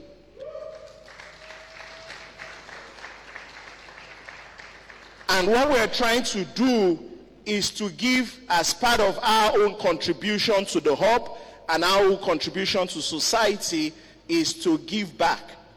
And what we are saying is that every week we will open slots to 2 members of IBH to come and get free legal advice. Our Ibadan office is in Agodi, is next to the First Lady's office. There's a big brown-story building there. That's where the TNA Ibadan office is. But as I said earlier, we have offices in Abuja and Lagos, so we're pretty much connected in getting things done. But what we're offering is to help young businesses start and run their businesses excellently, run their businesses in a way that they are going to not just get value, but other people can't cheat them. Other people can't steal their ideas. Other people can't do all the things that you may not know, but these are the ways entrepreneurs are being taken advantage of. Nigeria is hard enough as it is. You want to run a business that will thrive. And, you know, anytime I talk about business, you know that there are political considerations you should always have. Because like you can see, a policy statement can change anything, anytime. The environment affects you. The social issues affect you. Technology affects you. The part people never look at is legal, and it makes me laugh. Because legal can crumble you. If you do not have proper legal advice, you might not have a business anymore. So we're launching this law clinic in collaboration with the Ibadan Business Hub. You're not paying anything for legal advice. However, I must say, if you now tell us to go to court on your behalf or anything else, we're not that's a different ball game. All right? But as to guiding you and helping you straighten the path, then that's the law firm will do for you. So I just want to encourage you as I close, and I don't know if any of the lawyers have anything else to add, is that Ibadan, as far as I know, this is my 12th year in Ibadan. We call it the pace-setter state. It has always been a place where businesses come to start, businesses that thrive. You know, there was a time somebody was telling me, if you look at a lot of successful businesses, they started in Ibadan, and the person counted almost 10. And we here are trying to build the next set of businesses. So just to encourage you that, yes, you're in Ibadan, but please don't think Ibadan alone.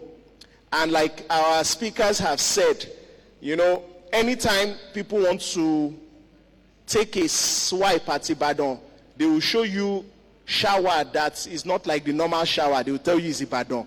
If there is a building that is badly built, it's Ibadan. If it's like it's standard practice. I think it's because we too, we allow them do that. I think we need to start to speak properly about Ibadan. Or are you less quality than the people in Lagos? I don't think so. All right, so I think we need to be proud of our own heritage. I think we need to be proud of who we are, and I think we need to showcase to the world that Ibadan has a lot to offer, and Ibadan is indeed a pace-setter state, and I'm sure we will return it back to its best glory. So on behalf of TNA, we say thank you very much. I finish my tenure very soon from the house, so you might see me in the law firm as well. Thank you very much. All right, thank you very much, Honorable Sheyi.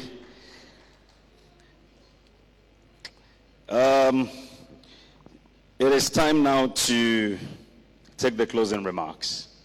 And I'll be inviting my father, Elder Yonju Adebite, to the microphone to help us cap up this entrepreneurs hangout. Thank you very much. I want to salute and appreciate the presence of our father, Ambassador Yemi Farumbi. Some of you will know him as an ambassador to the Philippines, but he was actually my boss. At a point, he was the general manager of Ibadan Station, NTA. He was the one who started television service of Oyo State, what we now know as BCOS Television. So I want to acknowledge your presence, sir. Now, I'm not doing any closing remarks. All I'm doing is a charge as well as a vote of thanks, because time is fast spent.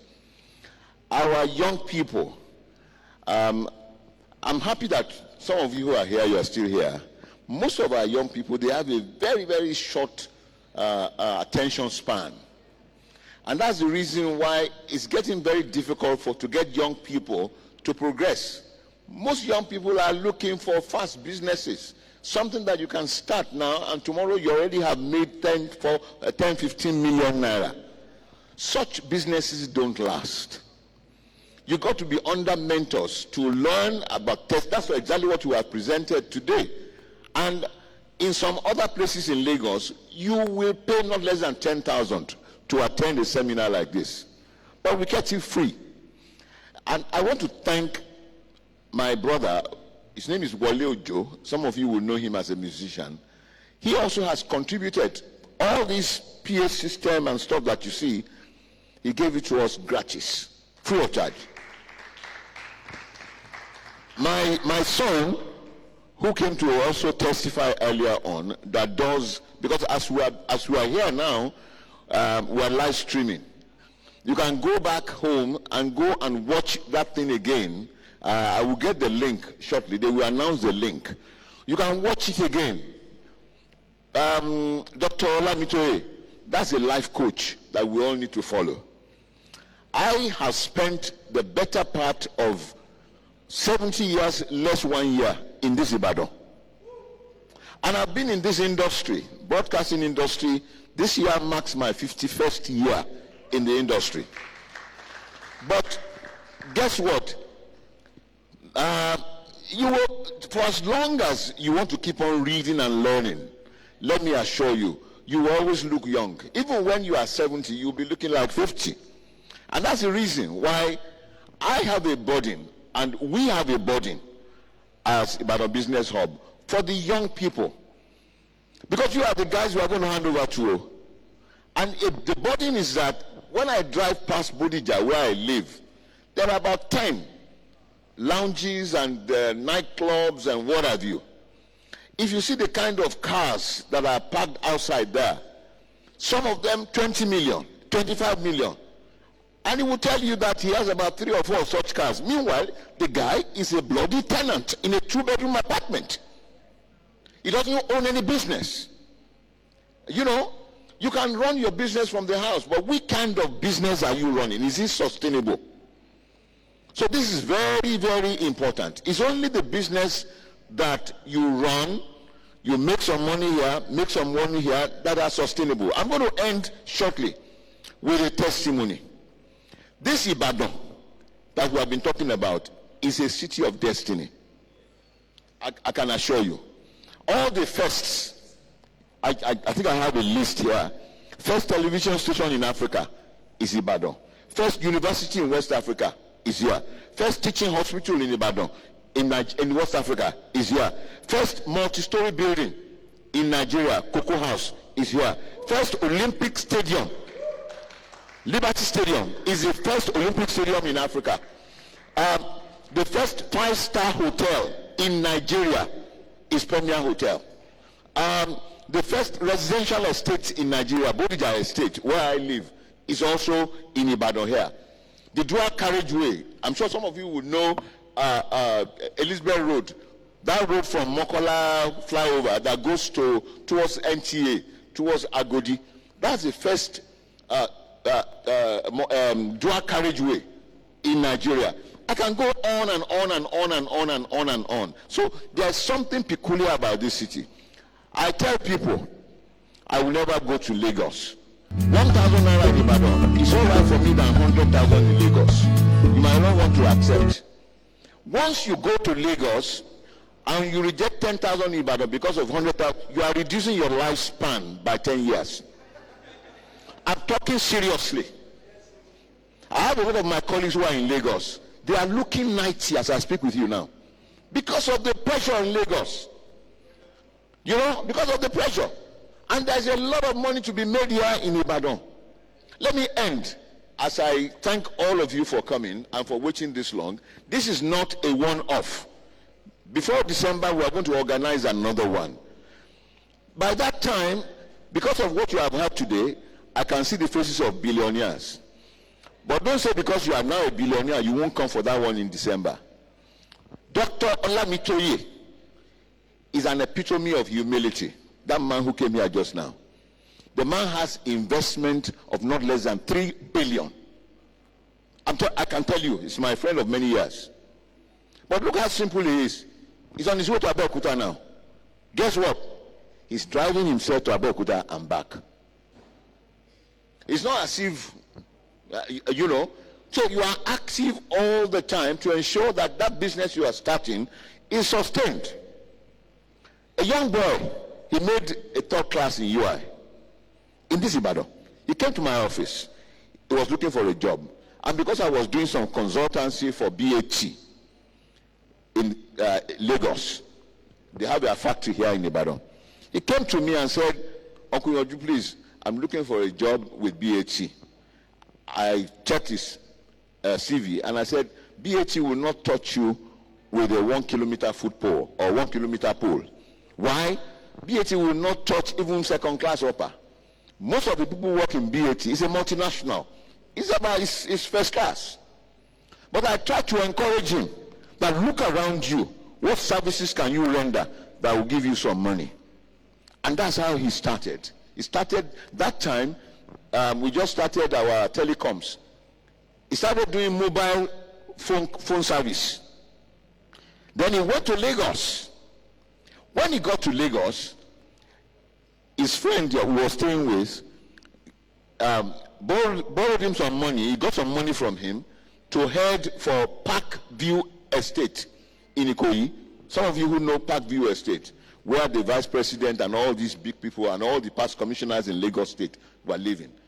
He understood at that time that a houseboy in Park View Estate, they don't call them houseboy, they call them butlers. At that time they were earning 25,000 naira a month, but you must possess at least an HND minimum. It was good because you will have free accommodation, you will have free feeding morning, afternoon and evening. That accommodation they will give you is an air-conditioned place, but you manage the whole of the premises, because that place, we had the bourgeoisie in Lagos. But he traversed the whole of that estate. There was no vacancy. There was no vacancy. But as he was going, he observed something. And that's exactly what you guys need to, service that you can render. So when he got back home, he borrowed money from his friend again. He said he observed that every house in Parkview Estate had a soundproof generator. And about 4 or 5 of those houses, he saw kegs of diesel being brought into those houses. And that opened him up. So the following day, he headed for Apapa. He went to the all these marketers, and he told them that he could get them regular 20,000, 25,000 naira supply of diesel every week. They laughed at him, but they wanted to encourage him. So they said, how much would you want? He said he would take 10%. And they said, look at you. How much is our own profit? But just to encourage him, they told him that he should come next week, and that they will send a 16,000 tanker, the one they used to use for kerosene, with diesel for him to go and supply. And he could deduct his money from source. All this stuff about I don't have money to promote business, it's all a lie. So the man got home, borrowed money from his friend again, and he picked on one sheet of paper, A4, with his Bible pen, diesel supplied to your doorstep at pump price. He went and did photocopy of that, about 50, went back to Parkview Estate and put it on the gate of the houses there. He said he was sharing that thing with me because he came back later, he brought 250,000 naira. I said, I'm not going to take it from you. How did you do it in 6 months? I won't take it from you. Come and tell me what you have been doing.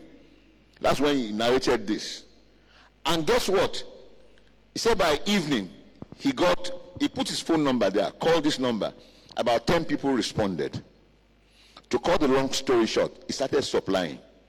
In about a month and a half, he had gotten commission of 1.7 million. Because he will go to Apapa, they will give him a tanker off and on. The last time I heard about him was about 7 years ago. I haven't heard about him anymore. But he now came to give me an invitation for his wedding. And I said, hey, praise God. Oh. Then I said, so where is it taking place? He said in Lagos. And that he would do the international engagement in his house. I said, I don't mind coming to that one. Where is it happening? My dear young people, Bimbo is his name. He said, Uncle, I already have a property that I bought in the same Parkview Estate from the same business. Because he had to move from that place to go to Magodo. Why? All of a sudden, Lagos, about 2 or 3 other suppliers started springing up in that place. So he went and expanded his business to Magodo. I haven't seen him for a while now. If you want to buy a property in Parkview Estate, if you don't have your 150, 200 million, forget it. Young man, he never works for anybody. So also in Ibadan, there are a lot of opportunities.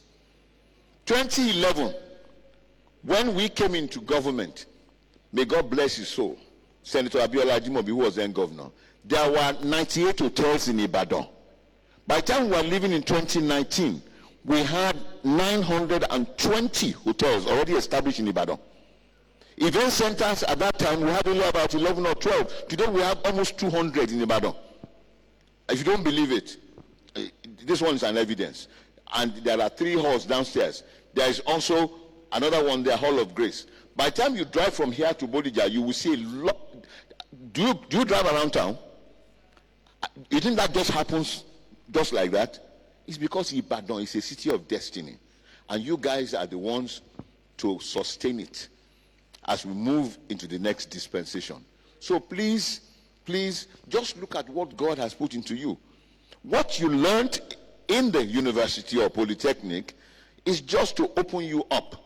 What you put food on your table is what is the innate thing that God has planted in you. You know, my son has a house now and I'm proud to say that, but he started by washing clothes. He started by having a laundry at my BQ in Bodija. But today, he has moved to his own house in a Carlton Gate estate in Akobo, doing the same business, laundry. Shegun, that came to testify just now, I'm so proud of him. I'm so proud of him. Sorry to mention in Shegun, this man is an orphan. You know, he stayed in my pastor's house for a while before he got the job in Zenith. Today he runs businesses in tens and hundreds of millions. Look, when he moved to his house, what's the name of that place? Ologweru. His house did not have a toilet. Sorry, I'm embarrassing you, but they know the place is a mansion now. But they moved there, and his faithful wife. They moved there all the same. When they want to do the big one, they go to the bush. The testimony is sweet today. So you must start from somewhere. And as you build, you will enjoy it. That's why we have brought these people to come and testify. So please, we promoted this thing, but only you guys are the ones here who are benefiting. And I can assure you, God is looking at your faces. I'm looking at the faces of millionaires and billionaires. We are still coming back, you know. And I want to say a big thank you to all of you. I want to say a big thank you to my brother. You know, humility reigns supreme here. Honorable Sheyi Adisa, you know, I think he has run 2 terms now. You know, he was the private secretary to governor, to our boss, Governor Abiola. Our governor could not do anything unless he saw him at that time. That was as powerful as he is, or as he was then, and I believe as he still is now. So please, let us keep on supporting.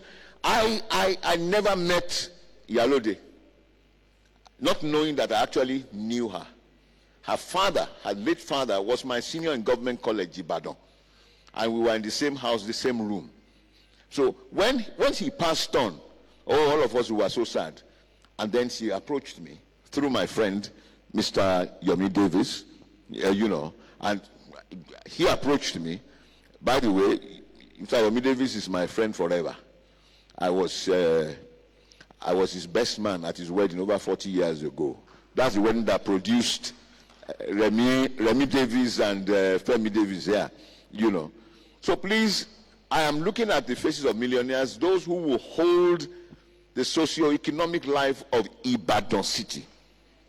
Do you know there are many estates springing up in Ibadan now? Why are they coming from Lagos to come and build in Ibadan? There's something here. You better hook onto it. It not be good that people in Lagos to come again, one wafi bread, one wafi kumi or.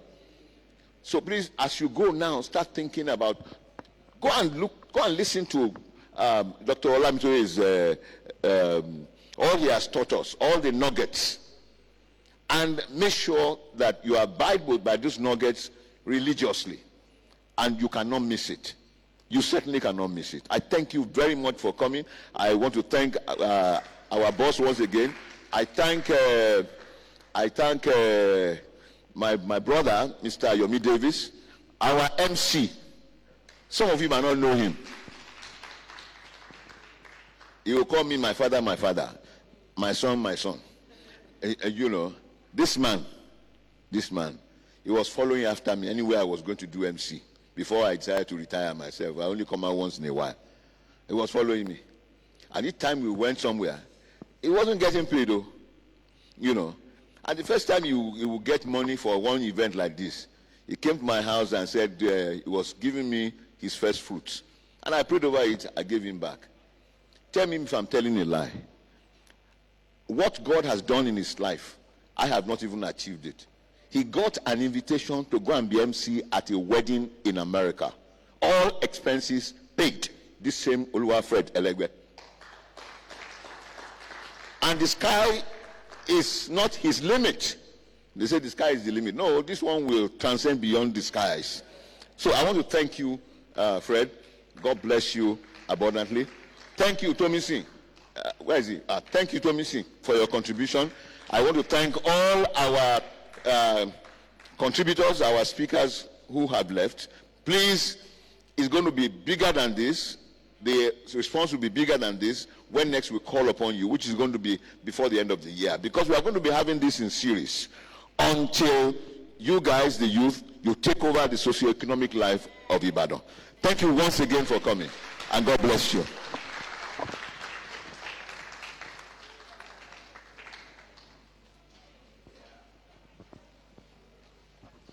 Thank you so very much, my father.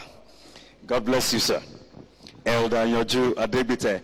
I want to make a very quick announcement. The Ibadan Festival. Just a second, please. The Ibadan Business Festival comes up 13th to 16th December 2023. You're all invited. It's the largest gathering of entrepreneurs, you know, and upwardly mobile young people. Want you to please mark those dates in your diary, in your calendar, and make it a date. Thank you. Yalo, do you want to say something? All right, thank you so very much for coming. God bless you. God bless you, everyone. Have a good evening. God bless you.